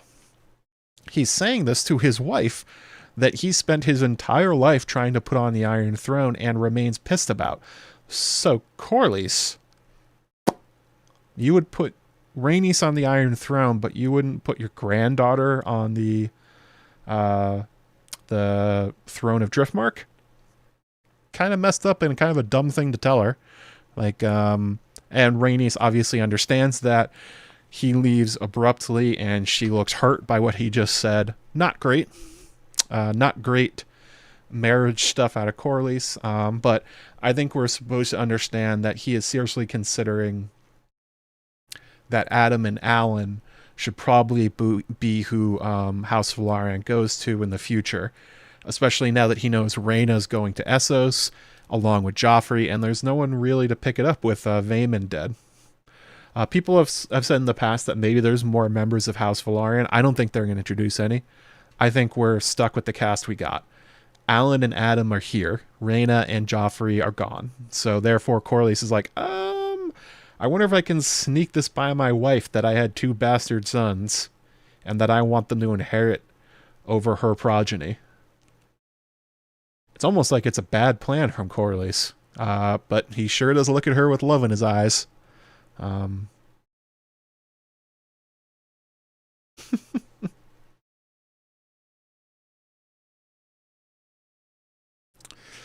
So yeah, that's not a great scene from them. Then we go back to Dragonstone, and we go to, let's see here. Then we get to, I kind of skipped over this part. Oh no, it's happening right now. So Rhaenyra had asked Rhaena to take Joffrey, Viserys, and Aegon, her remaining sons except for Jace, to the Vale in order to secure the armies of Lady Jane Eyre, who wanted a dragon. Rhaenyra's pulling a fast one. She's going to send her 3 kids, their dragons, and 4 dragon eggs with them and be like, you asked for a dragon. Here is a dragon. I didn't say in what condition. Hey, still got that army though, right? I'm not pulling a fast one. Everything's great. Obviously, Lady Jane Eyre meant a dragon to defend themselves. Instead, she's sending 2 baby dragons and 4 eggs and a bunch of princes. Not what they were looking for. Also, Rhaena's pretty pissed about it. She has been expressing that she feels pretty slighted that she doesn't have a full-grown dragon and that people don't take her as seriously as Baela because of it. That comes up between them.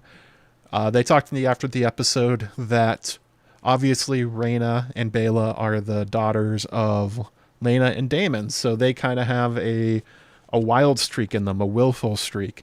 And Rhaena's basically being asked to become a mother to 3 kids that aren't hers, and the reason that she's not being trusted to go into battle is because her dragon's not big enough.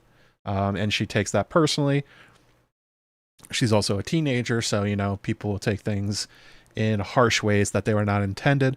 Rhaenyra obviously means this as a great honor. She's saying, guard the future of this house. Guard these dragons, these eggs. Like, I am putting everything in your hands, Rhaena. Like, oh my God, I couldn't be giving you more of an honor. And Rhaena's perspective is, yeah, but you're not asking me to die on dragons, so do you really respect me? You can sort of see where Rhaena's coming from in a sense that this is something that's been bothering her for a while, but yeah, no, that's not what's going on here. Rhaenyra is not sending her away because she's useless. She's sending her away because she can trust her. Which Baela explains to Rhaena, and she sort of gets there. Yes, so that's Egg in the chat says, aren't they going to Pentos after? So they're going in 2 journeys. She's going to take all 3 kids and the eggs and the dragons to the Vale, and then from there, Rhaena's going to take Aegon and Viserys, Rhaenyra's sons, with Daemon to Pentos with the dragon eggs, and basically going to be to get them out of the war, to save them from assassination or dragon fire if Aemon just decides to attack the castle.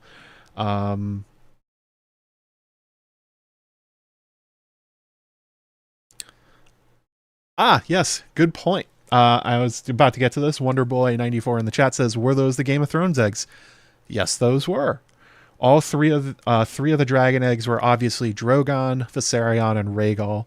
I looked at it during the week, and so did a bunch of other people on social media, because I think they released promos and stuff of them. Those are definitely Dany's eggs.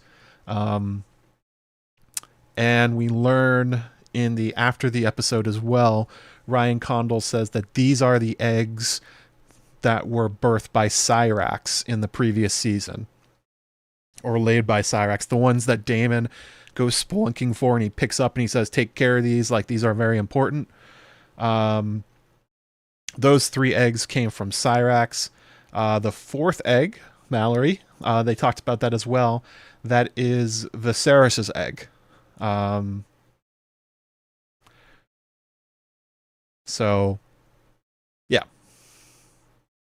Tyraxes and Stormcloud are going with them, and Stormcloud is Aegon's, I think. Oh no, that's Rhaena's. But yeah, so yes, just Joff is staying in the Vale, or he's supposed to. And then Rhaena, Viserys, and Aegon are going with the eggs to Pentos to Prince Reggio if they'll have them. The 4th blue egg is Viserys' egg, or Aegon. I'm pretty sure it's Viserys's, but it could go either way. The other three are, but the other three are definitely Dany's dragons. And there's a pretty good line here. Hang on a second.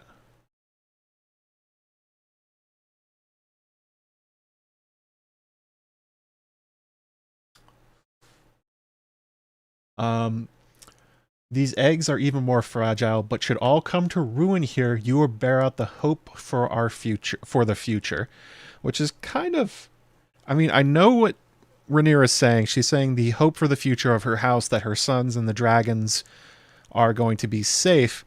But it's one of those things that I've been kind of wondering for a while exactly how tuned into like dragon dreaming Rhaenyra is, if she understands the importance of these eggs. Um, they've been comparing her a lot to Helena. Obviously, in this episode, they talk about the prophecy and bring that up. We've seen her connections to Syrax quite a lot. And there was that really weird scene where they had Helena looking up as the flower petals were coming down, and she kind of looked at them in an odd way. And they had Rhaenyra do the same look, watching dust come down from a window. And here, the language, it could just be a writer's thing, that they're trying to gesture that these are Dany's eggs so you understand it. But I don't know, the language from Rhaenyra and the weight she puts on it kind of makes me wonder if she has like a feeling that these eggs are very important in the future.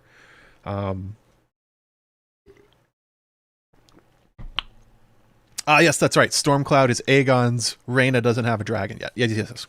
Good call. Thank you, guys. I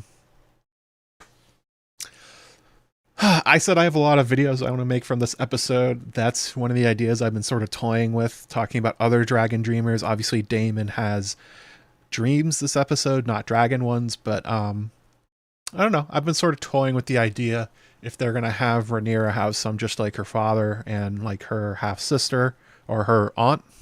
No, half-sister. I don't know. There's a weightiness to her language here that I think you could totally explain by her meaning her children, but you could also sort of be like, maybe she sort of knows something. Especially because right before the attack from Arik, she's like weirdly restless in a way that, again, you could explain as, well, Daemon's gone, she's not sleeping, she's under stress, she's in grief, like maybe she's just having like a weird day. But considering there's an assassin coming and her family's known for being prophetic dreamers, I don't know, I think there's something there. Maybe a theory, definitely not provable, but something fun. Okay.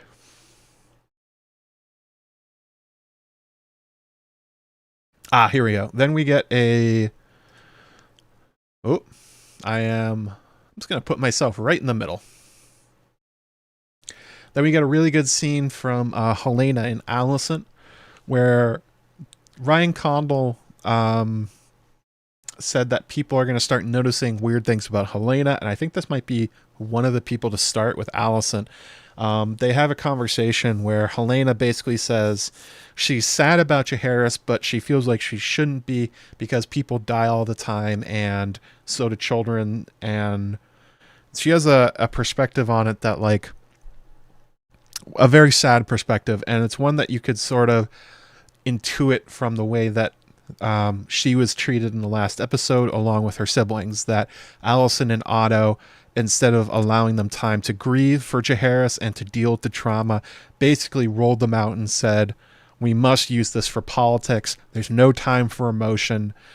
You have to be a prop for the dynasty. And Helena kind of repeats that back, and she says it in such a way that Alicent looks horrified. She's like, what is she saying? Like, of course you have a right to grieve. Of course, like, this is like, motherhood is like this sometimes, and the stranger comes for everybody. And Helena's like, but that's not really, well, she doesn't say this back, but what she's saying is like, but you've taught me differently. You've taught me that emotions hold us back. You've taught me that the only thing that's important is how to use tragedy for your advantage.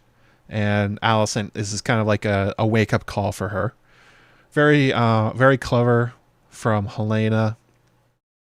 I don't know if she was trying to do it, but she definitely opened Alicent's eyes to the awful way she's been treating her children, and how she has basically turned them into people that do not feel emotion, they fear it. They feel it, they fear it as a weakness. Let's see here. And then also Helena says she forgives her. And Alicent goes, "What?" And then Helena just kind of repeats it and says, "I forgive you." Refuses to elaborate. So I don't know what she's forgiving her for. I think Alicent intuits that she's forgiving her for making her go on the carriage the other day. But knowing Helena, this could be a lot of things. It's the way she understands the world and the way she experiences it. She can comment on different thing in something and mean something completely different. I am certain that Alicent thought that she meant either the carriage or for hooking up with Cole, but there's no telling what Helena actually meant here.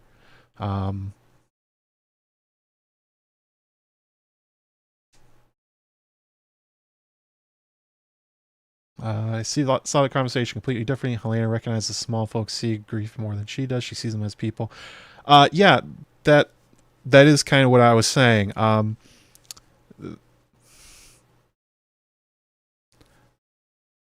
It's a way of criticizing the way Alicent has made her try to be unfeeling.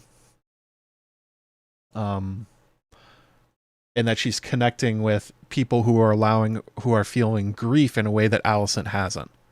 And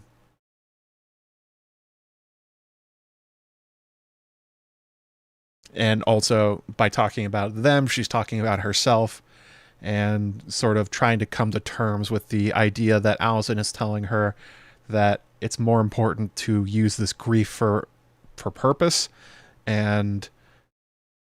but also trying to tell her now that it's okay to feel it and she doesn't really know what to do. I think it's kind of going in a lot of different ways, but it's largely Helena trying to talk to her mother about like I don't know how to feel about this, and the way you've told me is to suppress it, and that doesn't feel right. Which is what Alicent understands. She sort of has like this taken aback moment during it, like, oh no. Oh no, I have done this to them. The same thing. She's probably also thinking about how she walked out on Aegon when he was sobbing and obviously he needed support. She's like, ooh, anyway, so I'm going to go bang Cole right now. Could be forgiveness or something in the future. Yeah, that's what I'm saying. Helena talks about things in the future as if they're now. So it could be a heartfelt moment about what they're literally talking about, but knowing Helena could be almost anything. All right. So then we go to this really interesting scene where Larys once again shows up, and we see Aegon and the Aegoons. Turns out they have Aegon the Conqueror's armor. Hang on, let me throw this up in the corner. Do a little shrinky dinky.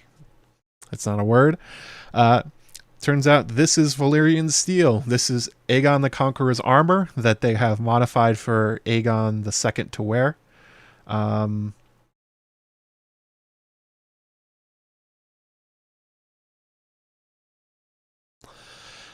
So what's going on here is that even though everyone told Aegon, don't get on Sunfire, don't go to war, don't go with Criston, Aegon is planning to.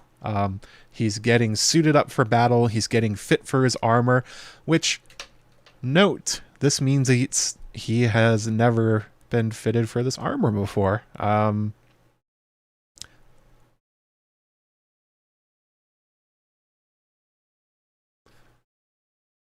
Which isn't a great sign for what's about to happen to Aegon. Larys walks in and the Aegoons are having a pretty good time, just chuckling around. And Larys says, I need to talk to the king. And one of the Aegoons is like, why? And Larys says, I don't know. You guys are getting ready to let him die in battle, so I think I'm going to talk to the king first, you absolute dumb fucks. So they get the message, get out of the room. And once again, Larys goes to work on Aegon. So this is a really interesting conversation. If you follow what's going on, Larys walks in and he says there are rumors that that there's two stories going on in King's Landing. One of them is that Aegon is planning to lead the troops out and to righteously defeat their enemies on Sunfire. And the other rumor going around is that Aegon has been outwitted by his counselors to leave court, go away on Sunfire so that Alicent will be regent and Aemon will rule in his place. And the unsaid part is hoping Aegon dies in battle. And Aegon goes, oh no, who started those rumors? And Larys goes like, no. Aegon, you're missing the point. Don't worry about who started those rumors. It wasn't me. It wasn't Larys Strong. I didn't start those rumors. I didn't just make them up. The important part is that people believe them and that it makes you look like a dick. Which is very clever by Larys, because if you've tracked what he's done in the 3 episodes, he has removed Otto Hightower from power. He's now out of the Red Keep. He's on his way to Highgarden. He has broken apart Kristen and Alicent, or has tried to. Kristen's now Hand of the King, and he is out of here on horseback, meaning the Hand of the King's no longer in the capital. And now he is fracturing the relationship between Aegon and Alicent and Aemon by name-dropping them both and saying that they are manipulating you to take control and they don't care about you. So once again, Larys is working his magic on Aegon, and it is working.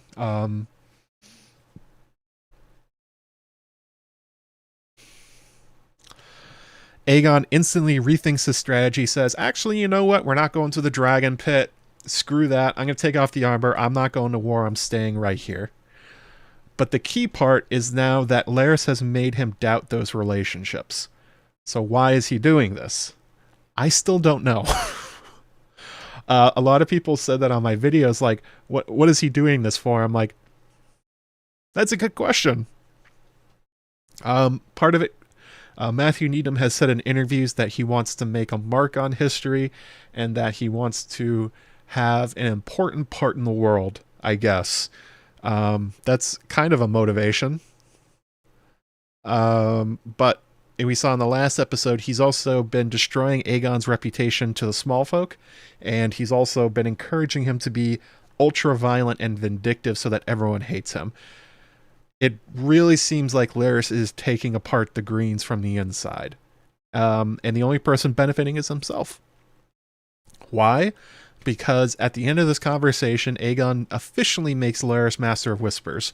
He had basically been Master of Whispers anyway, but this means he's officially on the council now, and he has a defined role at court.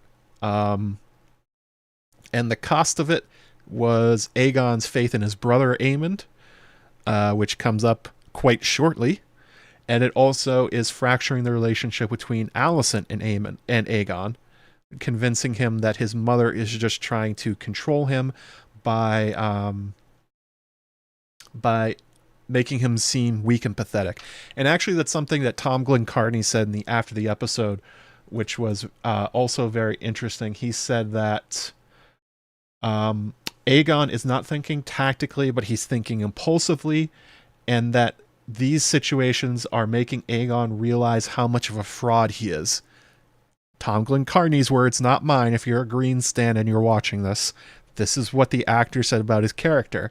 That Aegon he's wearing the Conqueror's armor and he doesn't feel up to the task. He feels like he's not ready to be king. He's not a good king. He feels like everyone's screwing with him, and he's kind of lashing out in order to try and soothe his ego, even though it's making things worse. And the same thing here. He's letting Larys lead him around by the nose. He's letting him destroy his faith in his family, destroy his council. It is pretty great stuff by Larys if you're trying to destroy the Greens from the inside and rise in power. But to what end? Not clear yet, but interesting insights into what's going on here. Larys continues to absolutely destroy everything around him. The other thing that happens here is that apparently one of the Aegoons, his squire, he has a new squire and he's a virgin, so they're going to take him out on the town and get him laid. At which point Aegon goes, "Hey, you guys are supposed to be, you took vows of chastity." And the guys are like, "Yeah, we did." Who cares about that? And Aegon goes, Hey, you, vows of chastity, those are serious. And the guys go like, "Ooh, he's serious." And I think that was an important moment for Aegon and his feeling of a fraud, as Tom Glencarney said, that he probably realized in that moment that nobody takes him seriously. Even his own men, the guys he just put on the King's Guard, the king just told them, "Hey, you have to be chaste. This is a part of your job," and they laughed in his face. Can you imagine that happening to any other king? No. No, Aegon is realizing that everyone thinks he's a joke and nobody takes him seriously. But anyway, he's like, yeah, we're going to go down to town. It's going to be a great time. And then we cut to... let me find him. Wrong one. Ulf the White. So this guy that showed up in the previous episode, the guy that looked at the rat catchers and was like, who are they? He looked conspicuous, and it turns out it was. He is Ulf, a supposed dragon seed. He's talking to a Dornishman and makes the claim that he is the bastard half-brother of Viserys and Daemon, that his father was Balon the Brave. That he is part Targaryen. So he's a character that is kind of a raconteur that everybody likes. Ulf. He walks into this bar and it's like cheers. Everyone's like, "Ulf, hey buddy!" It's like when they go, "Norm, hey!" Everybody knows him. He's here all the time.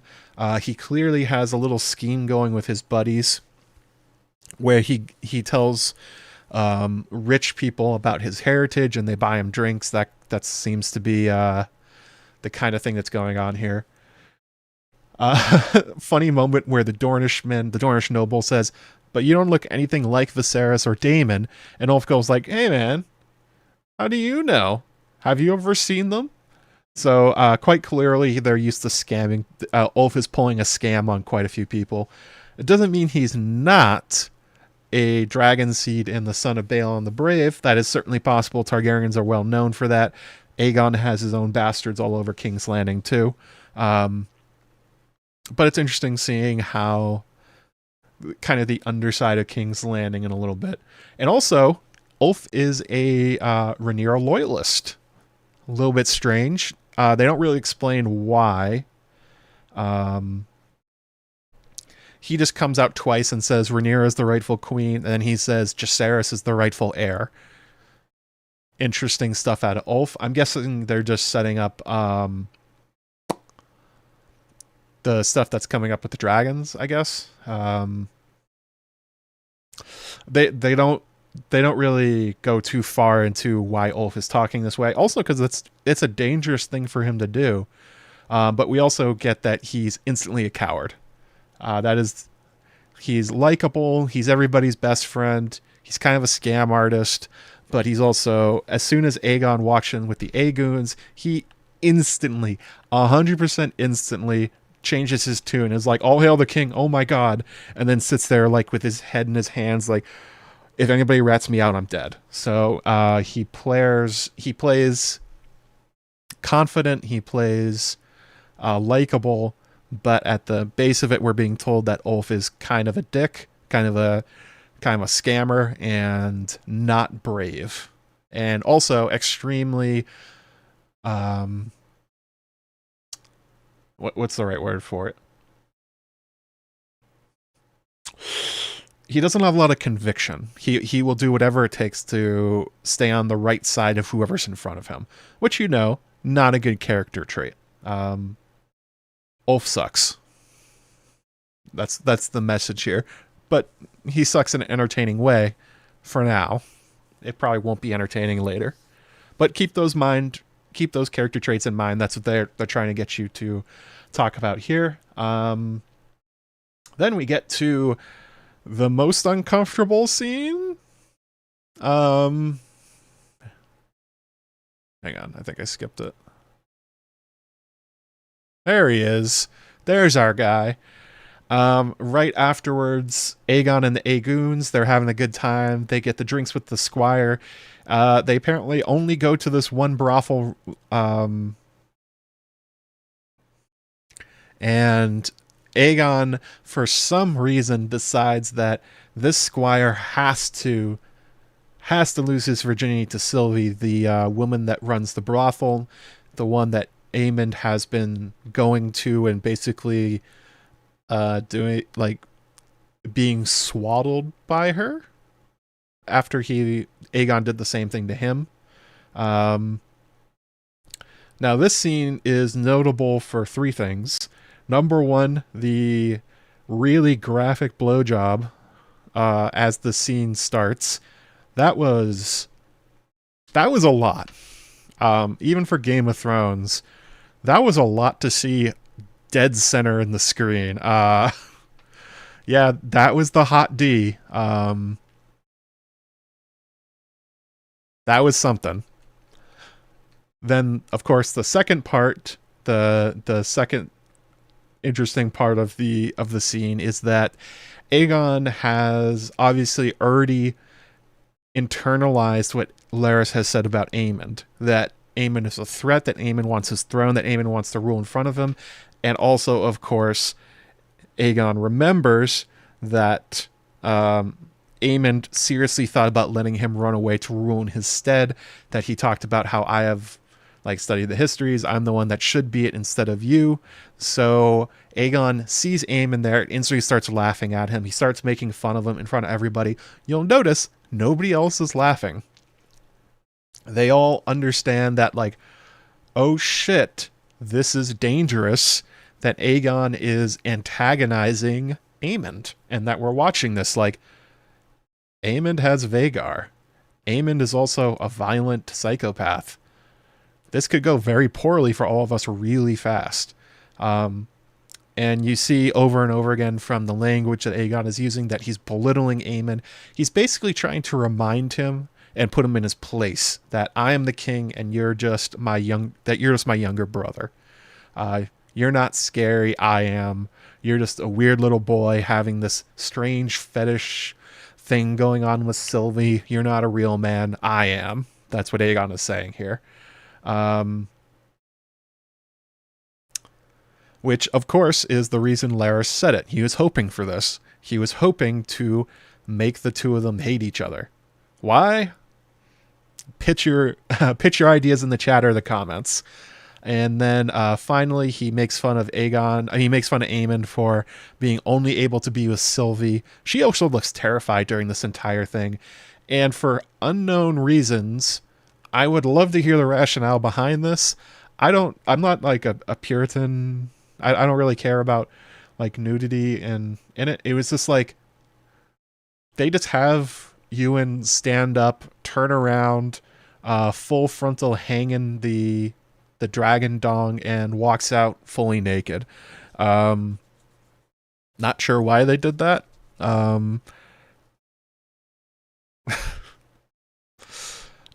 We saw a lot of dick this episode. That was the thing. I guess for like a character thing, it's showing how angry Aemond is, and that he's like, I don't give a shit about you. I'm walking out. I don't care who sees me. Like, I don't really know. It was an odd thing to put on the screen. Yeah, and a lot of aim and dick.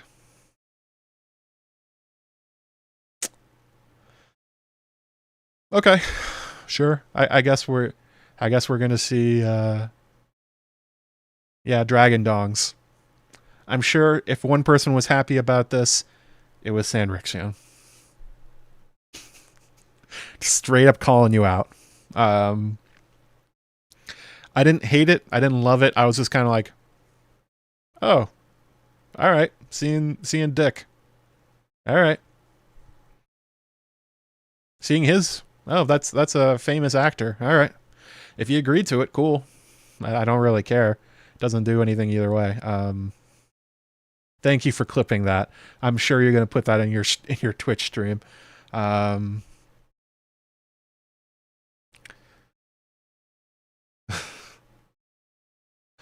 all right, so let's move on from this. They cut back to Dragonstone. We're going to do this part. We're going to kind of move this along a little bit to get to the important part, Damon and the Weirwoods at Harrenhal. Rhaenyra's crying. She finally reads Alicent's letter, realizes that Rhaenys is talking true, that Alicent doesn't want the war.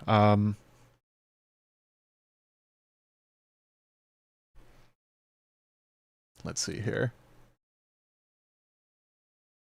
Then we get... Where is he? Gwaine being a dickhead again. Do not delete my Discord. I just got it going. Like, there are actually people there now instead of just me setting up channels. The Discord is working. Don't delete it. Also, by the way, if you sign up for Patreon or membership on my YouTube channel, you get access to the Joe Magician Discord, where apparently we'll be talking about dragon dicks. So, just got to make sure to link them to Discord. Yes, the Dragon Dick channel, the Dragon Dong. I hope this doesn't get demonetized. It might. I've said that word a lot. Anyway, so we go to the march of Criston Cole, and Gwaine and his goons. I just like using the word goons. Have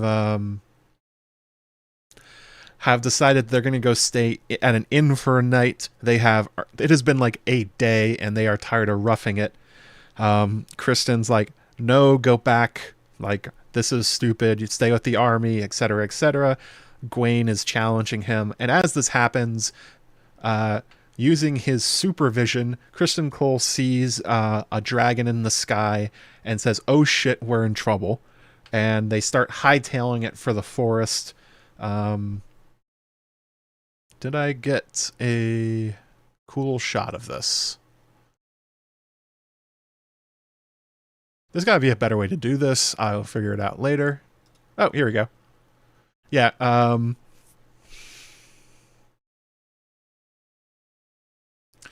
they go running for the forest. Bela and Moondancer come flying out of the sky. It's a really cool dragon attack scene. We haven't seen anything like that before.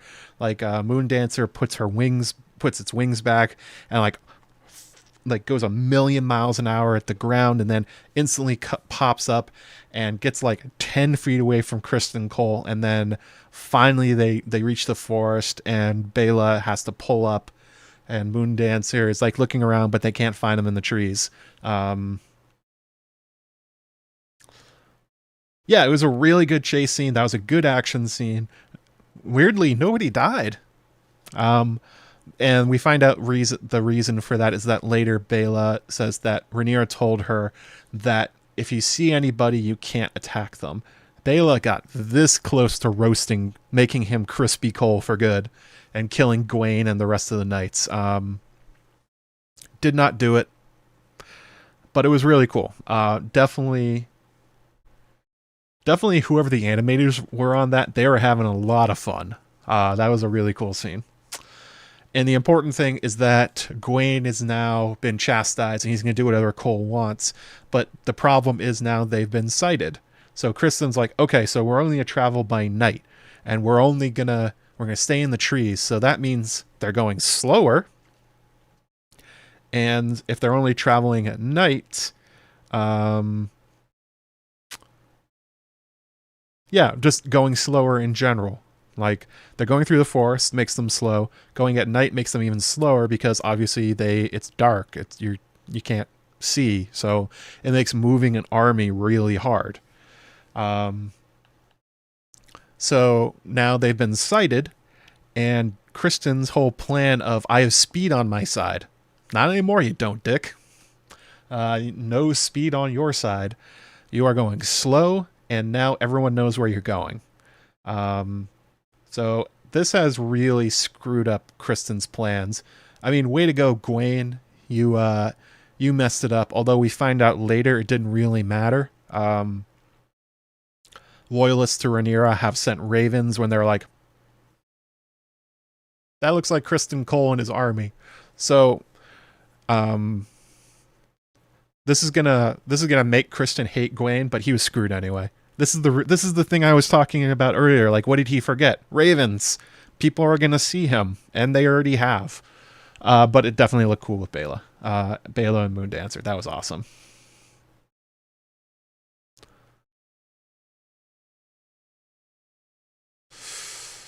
Um,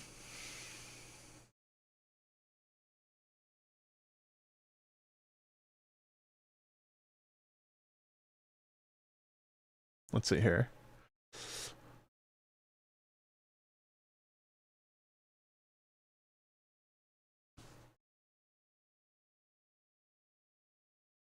Pearl clutching. I'm not okay. I'm not pearl clutching that they showed a lot of dick. I was just like, that was a surprising thing to see.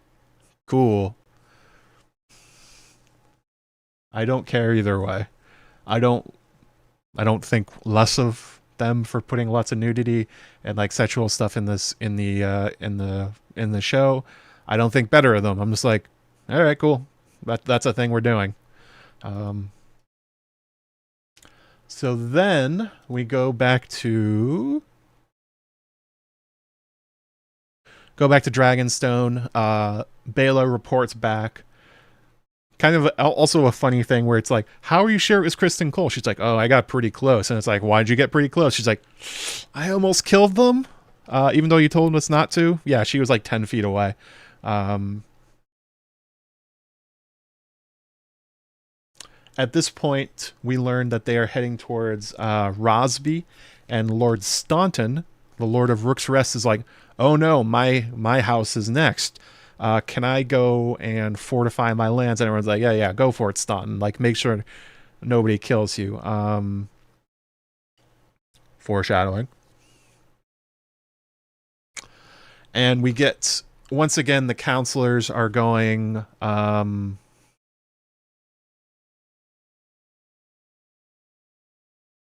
wow, we know where Cole is. We got to send out the dragons. We got to kill everybody. Like, absolutely murder these guys right now. And, it's a pretty good opportunity. They're going to be stuck in forests. They know where they're going, heading towards Rosby and Rook's Rest.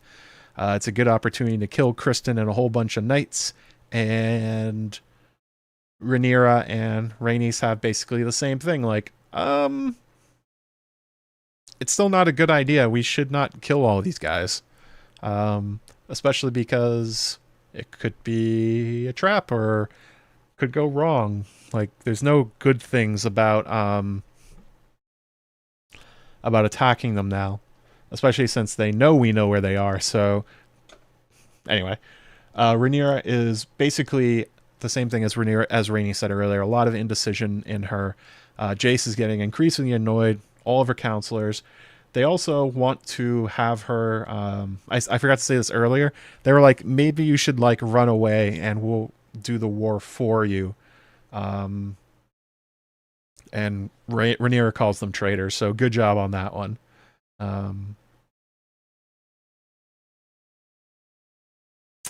All right, so let's get to the good part. Let's get to. Did I get a good screenshot of this? The visions of Daemon.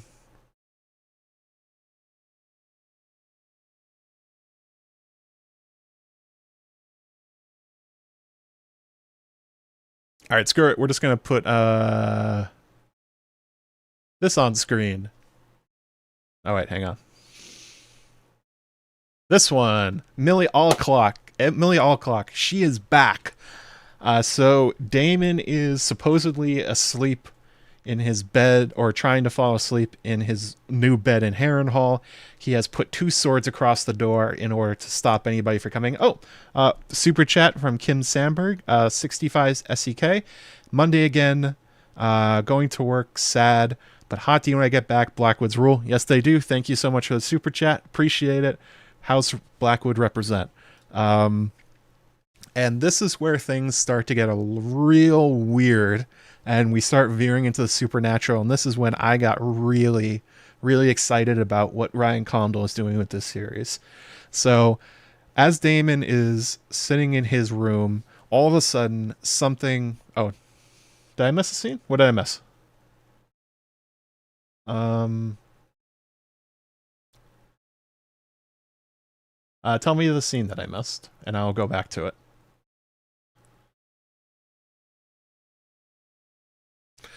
All of a sudden, something walks up to the door with heavy boot steps and starts slamming on it, almost breaking down the door, almost snapping the swords that Damon has put across the handles. And not only that, if you listen closely, there was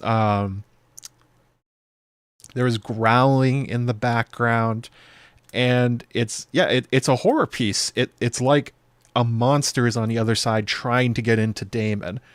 And if you think about this in terms of what might actually be going on based on the fact that it's a weirwood, this could be...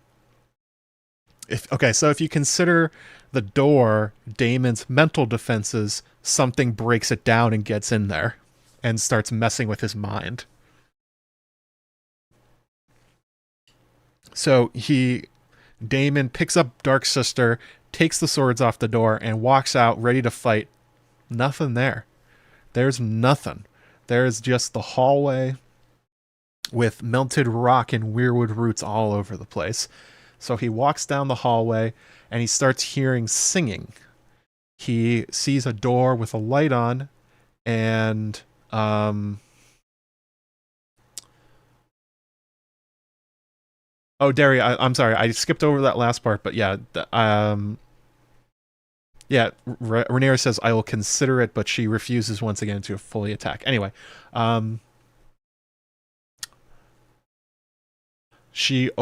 Damon walks through the door, and who is sitting there but Millie Alcock is back, as young Rhaenyra. And she says to him, always coming and going, aren't you? And I have to clean up afterwards. And she's doing something with her hands, and as you come around, Damon comes around, you see what she's doing. She has Prince Jaehaerys's corpse in her lap, and she is sewing his head back on. As Damon looks on, and tears start coming into his eyes, he's in disbelief at what he's seeing.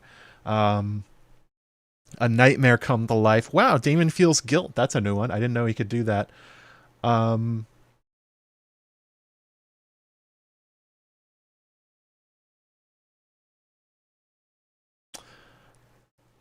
They described it as hallucinations and dreams, that Damon is not sure what is real and what is fake.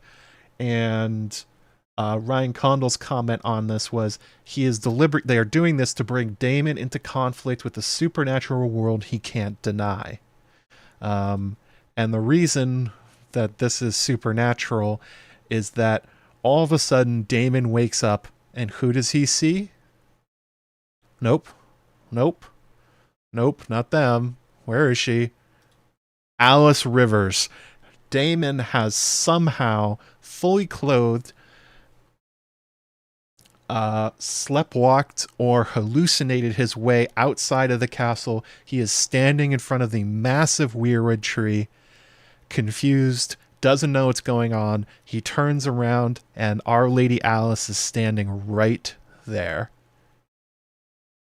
And what she says to him, the only line from Alice Rivers and her opening line in this series, You will die in this place. Refuses to elaborate and leaves. So, quite clearly what we're meant to understand here is that the curses of Harrenhal, the magic, the dark magic, all of that's what's going on. The fact that Daemon wakes up standing in front of a weirwood is telling us what the source of them are. The old gods, the Isle of Faces, the Children of the Forest, maybe Alice Rivers herself, are invading Daemon's mind and giving him nightmares and dreams and getting him to do things. They made him sleepwalk apparently all the way outside without him noticing. So the magic and all the curses of Harrenhal, Green Seers and Children of the Forest and Alice Rivers herself gives him, this look on her face was really cool. The way she said it was excellent. And this is just getting going for Daemon. This is his first night in the castle. This is his first interaction with Alice Rivers. He's right there at the God's Eye. The Weirwoods have already identified him as someone to screw with. And we don't really know where this is going from here. And as they said after the episode, Daemon now isn't going to be sure of even what he's seeing, what he's experiencing. All of it could be fake. None of it could be. And as I talked about earlier, this also informs us about Larys Strong, that this could very well have happened to him many times. As Matthew Needham said in his interviews, that he's aware of the dark magics at Harrenhal. Well, if he's aware of the dark magics, and the dark magics are the children, therefore, Larys Strong is aware of the children and the way they screw with people at Harrenhal. That's very interesting. I made up that theory just sort of on a whim, but I'm starting to think more and more this is true. It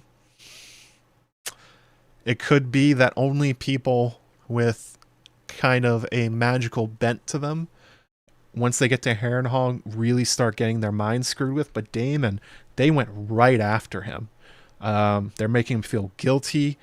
They're making him feel terrified. They're scaring him, like scaring Daemon. Daemon Targaryen being scared of something. That's impressive. This is the side of the Children of the Forest that doesn't get talked about a lot in the main series, because they're always framed as helping. They're helping Bran. They're helping Bloodraven. They're giving him powers. It's a gift from the old gods to have like the ability to warg and to see the future. But this is the other side of it. This is the side of it of when they don't like you, what they can do to you, what they can do with your brain. And I love it. I love that this is where they're going with Daemon. Also, by the way, check out Gray Area's YouTube channel. She did a really cool video about Daemon and his future and his relationship to the children and all this stuff. I'm sure she's having a blast with it. It's a really good theory, and yeah, this is really cool by Condal and his team to put this in. This is excellent. This is all the stuff I've been waiting for from this series. They've been sort of putting little breadcrumbs in, little things about the Weirwoods, little things about the children, little stuff about magic, and here, it's in your face. This is the fantasy series other than the dragons. Also, another way you can look at this, if the Weirwoods and the children are invading his mind and getting him to see nightmares, this could be a hint of things to come for Daemon. That generally, once you get contacted by these magical powers, it's sort of like a kicking down the door, where it's not just once, it's going to happen more and more strongly. Like that happened with Bran, where he got his first visions after his fall, and then it was as he got more used to it, he got contacted more and more. His powers grew. So Very much so. This could be the beginning of what's to come for Daemon. Like, will this unlock? Does he have the ability to have prophecy too? Does he have dragon dreams?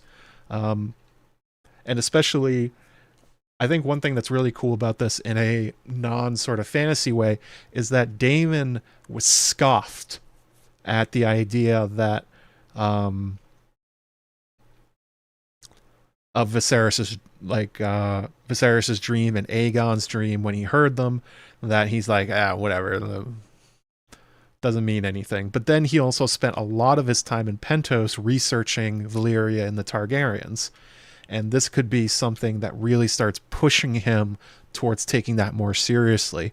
Like, now that he's aware of, in some way, the Song of Ice and Fire from Rhaenyra, and maybe he starts experiencing them for himself and perhaps gets a better perspective on his brother.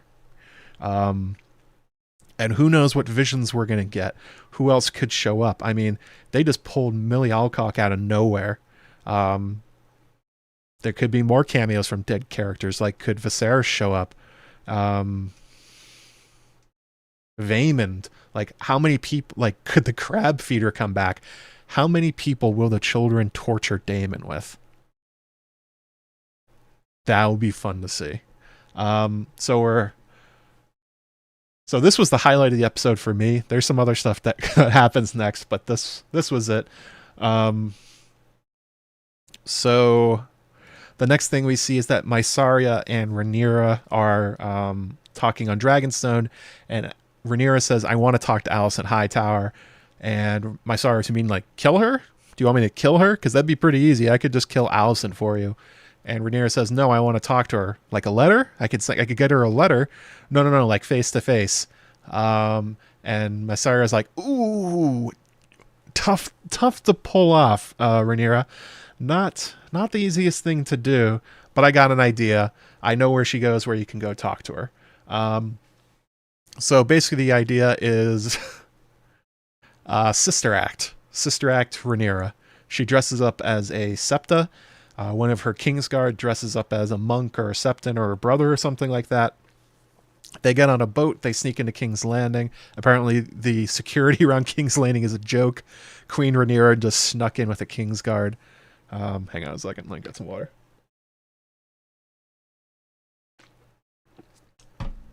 And this felt very much like a Hitman mission. I don't know if you guys have ever played that game.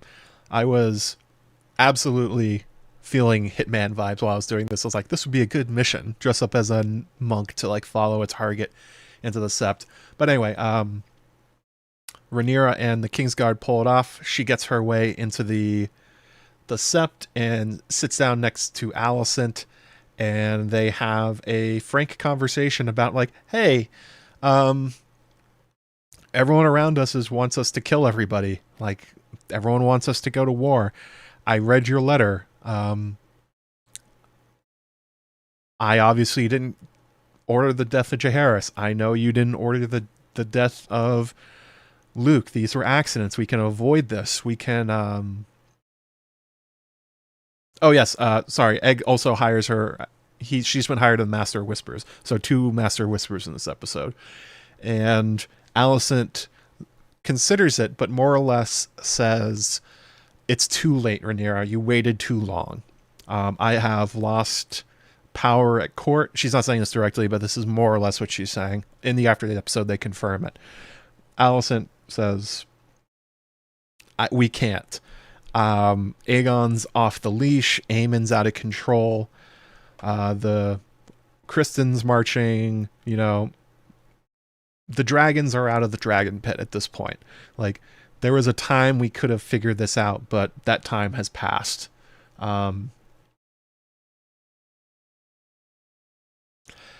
It felt really good to see them talk again. They instantly fell into it. Like, obviously Alicent was like, what the fuck? And asked if she was going to kill her. And Rhaenyra said yes. And then she goes like, I don't know what I'm doing. And Alicent at that point almost like forgives her, which was kind of a cute moment. She's like, all right, she hasn't thought this through. I'm going to hear her out. Even though she definitely could get away at this point. So the main point of contention that comes up between them, other than the fact that there's no way for Alicent to feel like she can avoid this war at this point. Hang on, let me switch the picture. I don't need my Saria right now.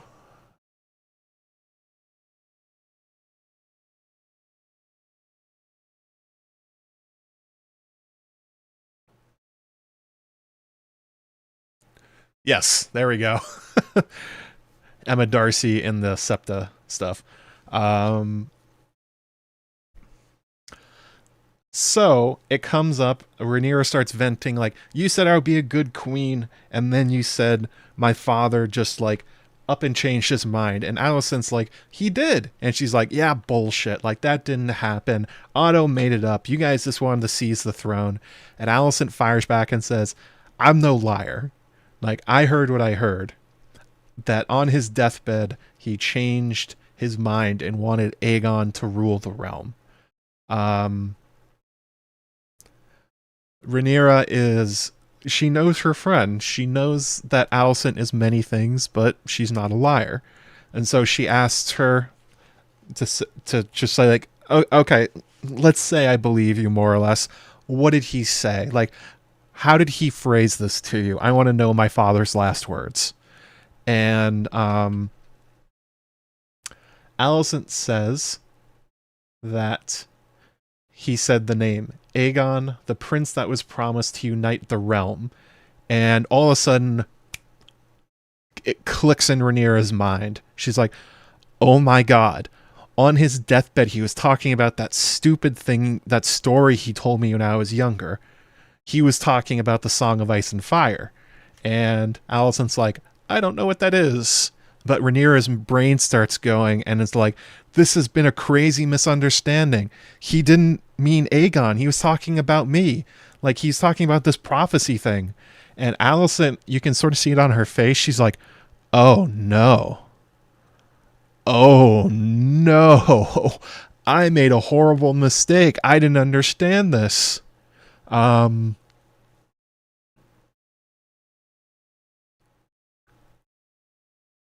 Like, this is... and then Alicent, of course, doubles down and goes like, there's no mistake. He meant Aegon. I know what he meant. But the both of them just suddenly realize in that moment, like, oh, shit. Now, as part of the thing that's going on is, in the previous episode, Otto said it didn't matter. And he taunted Aegon that it didn't matter if Viserys said he should be the king or not. Otto was doing it anyway. He had made the plans. As soon as Viserys died, Aegon's going on the throne. That part was extremely clear.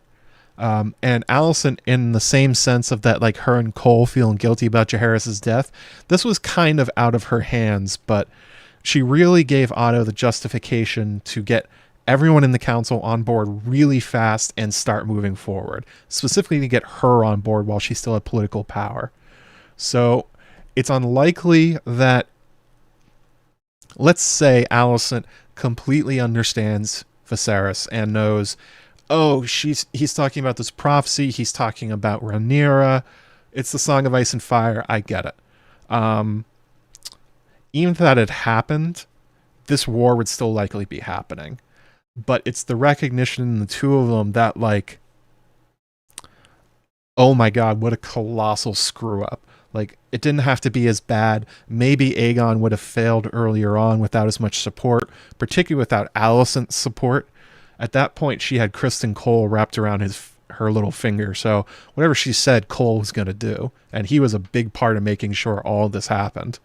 So that one hurts. And also the recognition here is that although we sort of get in that scene the idea that if we think back to Millie Alcock and Paddy Considine, you sort of get the feeling that Rhaenyra is like shook by this. And when he shows her the dagger and all that stuff, that she's taking him seriously. But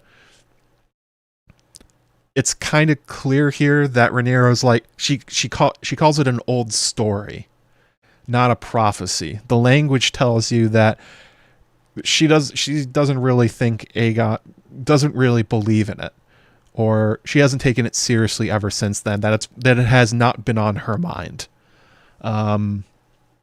she sort of goes like, oh, of course, that thing, that old story, that's what he was talking about. Which I think also answers a question I made in one of my shorts. Like, has Rhaenyra told Jace about it? I would say no, based on her reaction, but she might now. She might now tell Jace about it. Now that's like been brought back to the forefront of her consciousness.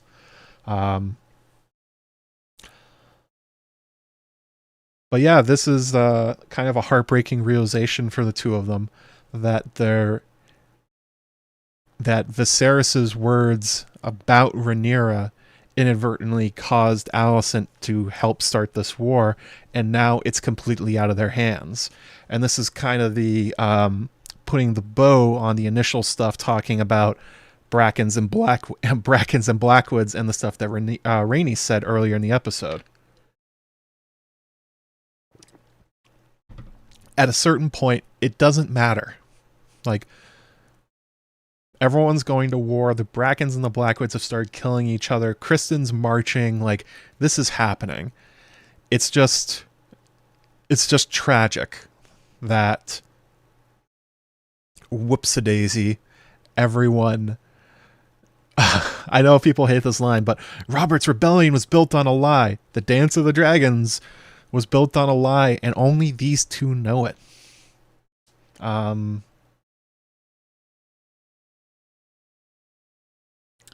Wesley Mons, don't you think she was careful with her wording because she didn't want Alicent to know the series of the prophecy?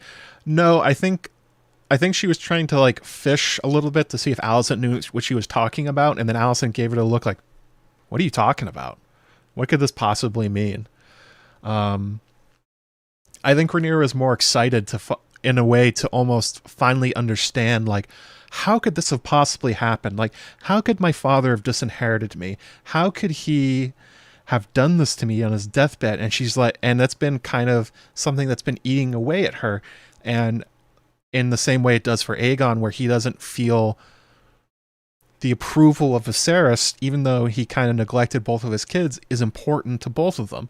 And Rhaenyra's had her confidence in herself and her ability to rule by Viserys' sudden deathbed change of heart. And now she realizes he never changed his heart. It was always me. It was always, he believed in me the whole time, even till his dying breath, and believed I would help save the world. And this is like the kind of thing for Rhaenyra that's a huge revelation and help to her ego.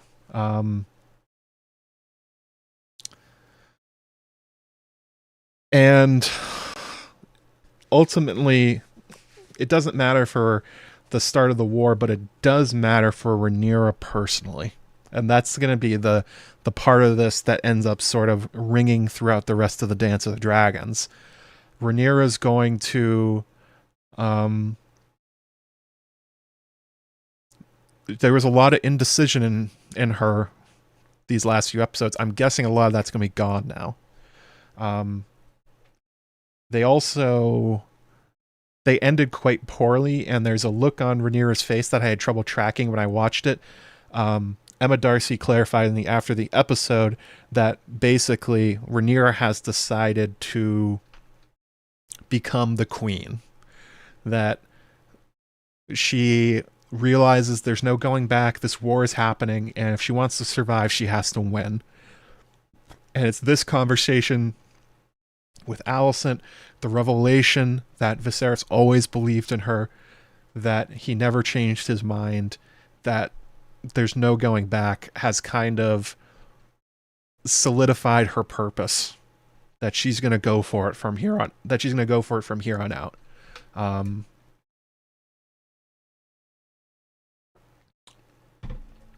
Also, the flip side is now true. Alicent is now going to be racked with even more guilt and even more indecision, and going to look at Aegon very differently, because for a brief few seconds, she realized the truth. She realized, I screwed this up. Oh my god, it should be Rhaenyra. What have I done? Aegon's a twat. What have I... Like, everything is my fault. And then she sort of went back into her shell and was like, no, I didn't misunderstand him. No. Aegon was supposed to be the king. That's what Viserys wanted, but the seed of doubt is already there. The recognition she's too smart, She's not going to be able to push this one down. It's going to rip her up. That it's that her misunderstanding of her husband is a huge blow to her confidence in their cause. Because the whole way through, Otto didn't care. Aegon cared, but it was important to Alicent for her purpose in winning that it was what Viserys wanted. And now in her heart she knows it wasn't true. So, yeah, it doesn't change where the war is going, but it changes a lot for the two of them personally. They have sort of almost flipped roles, basically, in this scene. Coming in, Alicent was feeling guilty about things that have happened, but she knew her purpose. She knew she was doing what she was right. Rhaenyra, the opposite. And now, completely flipped around. Rhaenyra has confidence. She has her cause. She has her purpose. And Alicent has lost it. So, yeah, that's kind of that's the end of the episode. God, that's a great screenshot. I took the, oh no. So anything I didn't get to, anything I missed, throw it in chat. We'll do a quick Q&A. And then because it is almost 1 a.m. my time and I've been talking for 3 hours, we will probably get out of here after that. If you've made it this far and this is your first time here, make sure you subscribe. If you want to see more of this, if you enjoy this kind of content, more videos coming out, more live streams, all that stuff, slam that like button. It really does help out the channel. And of course, you can get this on my Threadless shop, JoeMagician.threadless.com. There's Patreon, the membership, super chats, all the good stuff if you enjoy what I do and you want to support me. I'm going to go ahead and read through the chat a little bit, see what you guys have been talking about while I was ranting.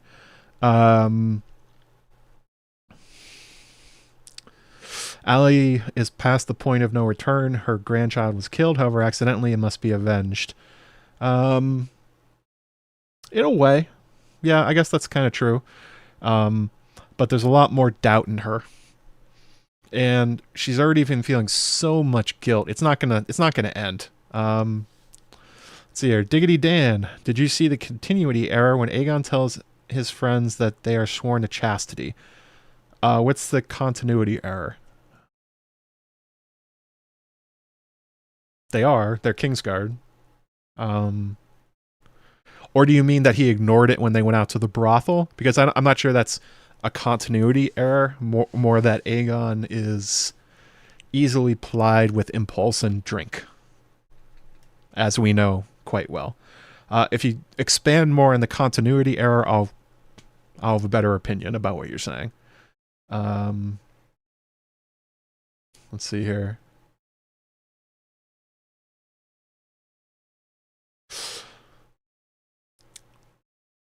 Ooh, Maggie the Frog. If Adam is confirmed as Corlys is in the show, I hope they acknowledge Corlys has a Targaryen ancestor. Yeah, that's a good point. Adam Velaryon and Alan, supposedly, it will be interesting how they end up, how that ends up happening. That may be why they sort of, it may be a Nettles situation. They may be rolling Nettles into Adam. If you guys catch my drift. He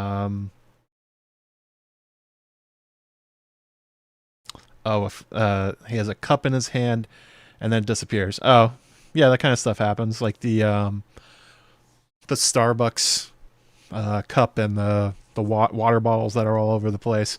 Yeah, that kind of stuff happens.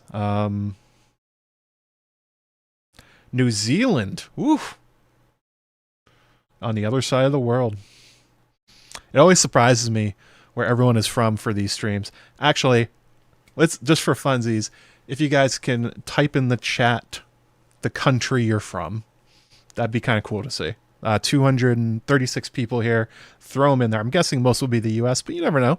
I see weird things in my analytics. Let's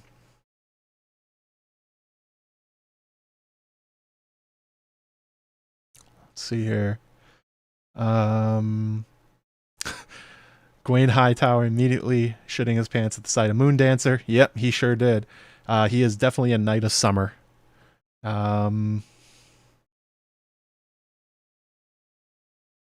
I just want to talk, immediately pulls a blade. Yeah, that is Rhaenyra all over. And then her definite like, oh, I don't even know what I'm doing here was actually kind of cute in a way. Then Alicent basically like gives her a look like, you idiot, you came here without a plan. Not her rival, not somebody she has to, that, you know, she's playing to kill, but she's just like, just shaking her head like, how did you not think this through, Rhaenyra? You came all the way here and you didn't have a plan on how to get me to talk? Ridiculous. I'm going to humor you and I'm going to stay here and talk, but I want you to know you're dumb. Like, that's such a best friend thing to do. It's very funny. Oh yes, the idea that Melisandre and Alice Rivers are the same person. That's definitely a theory. That's been out there for a while. Cup disappears. Condo's and shifty about Nettles. Something, we're gonna get something. It could be Adam. Like, it's the same problem with Adam that you get with Nettles. So it could be that.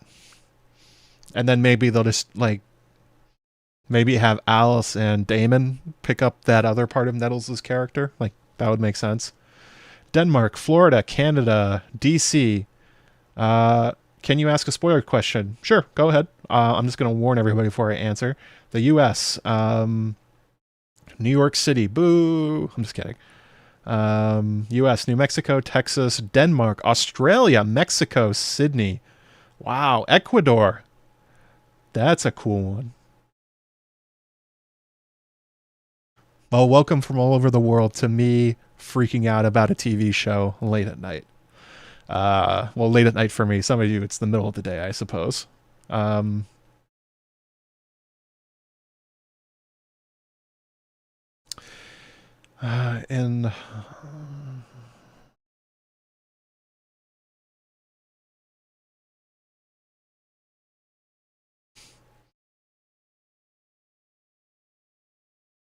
anyone catch, Alex One says, anyone catch that Corlys was positioning who he wants to inherit Jeff Mark? Yep. I talked about that previously. He's setting up that Rhaena and Baela and Joffrey, well, at least Rhaena and Joffrey are unacceptable choices. He doesn't talk about Baela, but presumably he would have the same problems about her not knowing the sea. And I don't know how he's going to try and sneak that one by Rhaenys, that he had 2 bastard children, because that one's going to make some marital problems. But I think it's clear that he's sort of made up his mind that Alan saving him from the shipwreck has sort of changed his perspective about his legacy and who he wants in control. Kansas City. Hey-o. We're all freaking out. Yeah, that's true. A Nettles theory. Good God. Glass candles working. Oh, glass candles are stupid. I will stand by it till my dying day. Glass candles are dumb, and George should have never put them in the story. Mark it.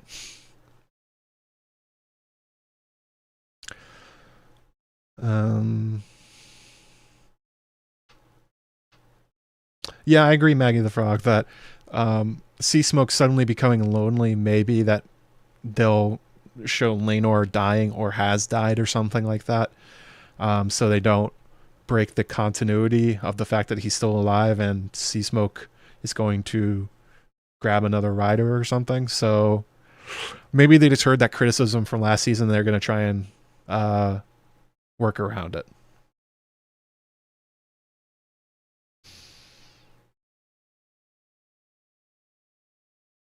Wolfie Silviera, like, this episode was pretty anticlimactic, a little bit like a filler episode. Looking forward. I don't think it was a filler episode. I mean, but I guess for me personally, somebody that's really into the Blackwoods and the Brackens and stuff about Harrenhal and magic and Alice Rivers and all of that stuff, like, this was really cool for me. I guess it's kind of your perspective of what you're looking for. I mean, if you're looking for a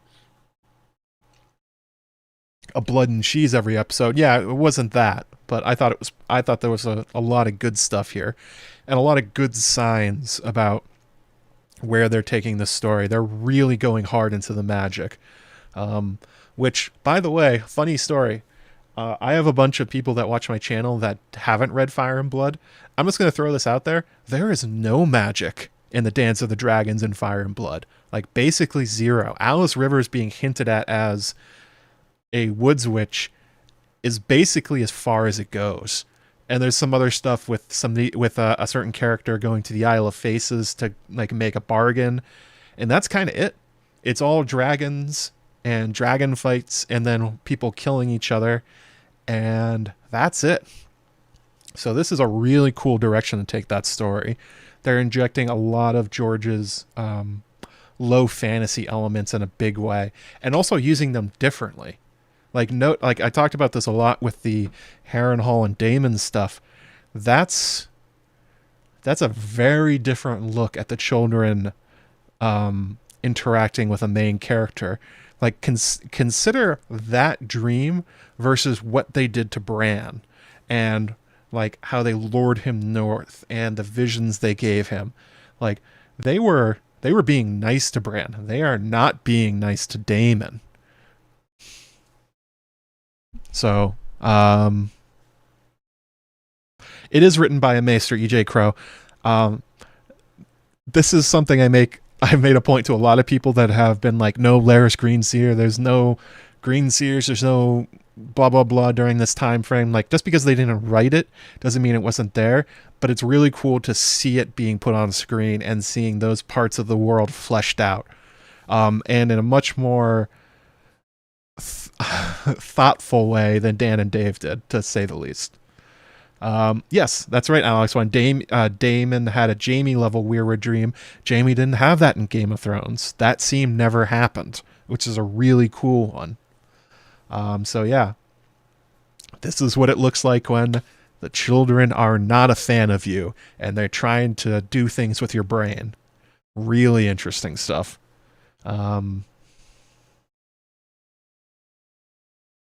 Masters don't know about witches. Oh, they know about them. They call every woman with power a witch, although for certain a bunch of them were. But that's their favorite insult for a powerful woman at court. She's a witch. So I think that's probably going to be it for now. I got to wake up early and get working on some videos. Thank you all for hanging out. Again, slam all the buttons, like, subscribe, hit the bell button for notifications, memberships, Patreon. All those links are down below the stream if you want to help me out, and all that good stuff, and get access to like the patron Discord and all that cool stuff. And also, yes, if you radicalized by the Blackwoods, go to my Threadless shop. You too can rep House Blackwood. Designed by Sanrixian. I think that's probably going to be it for me. You all have a good night across the world. That was actually really cool seeing where you're all from. And yeah, I'm going to go rest my vocal cords and then get going.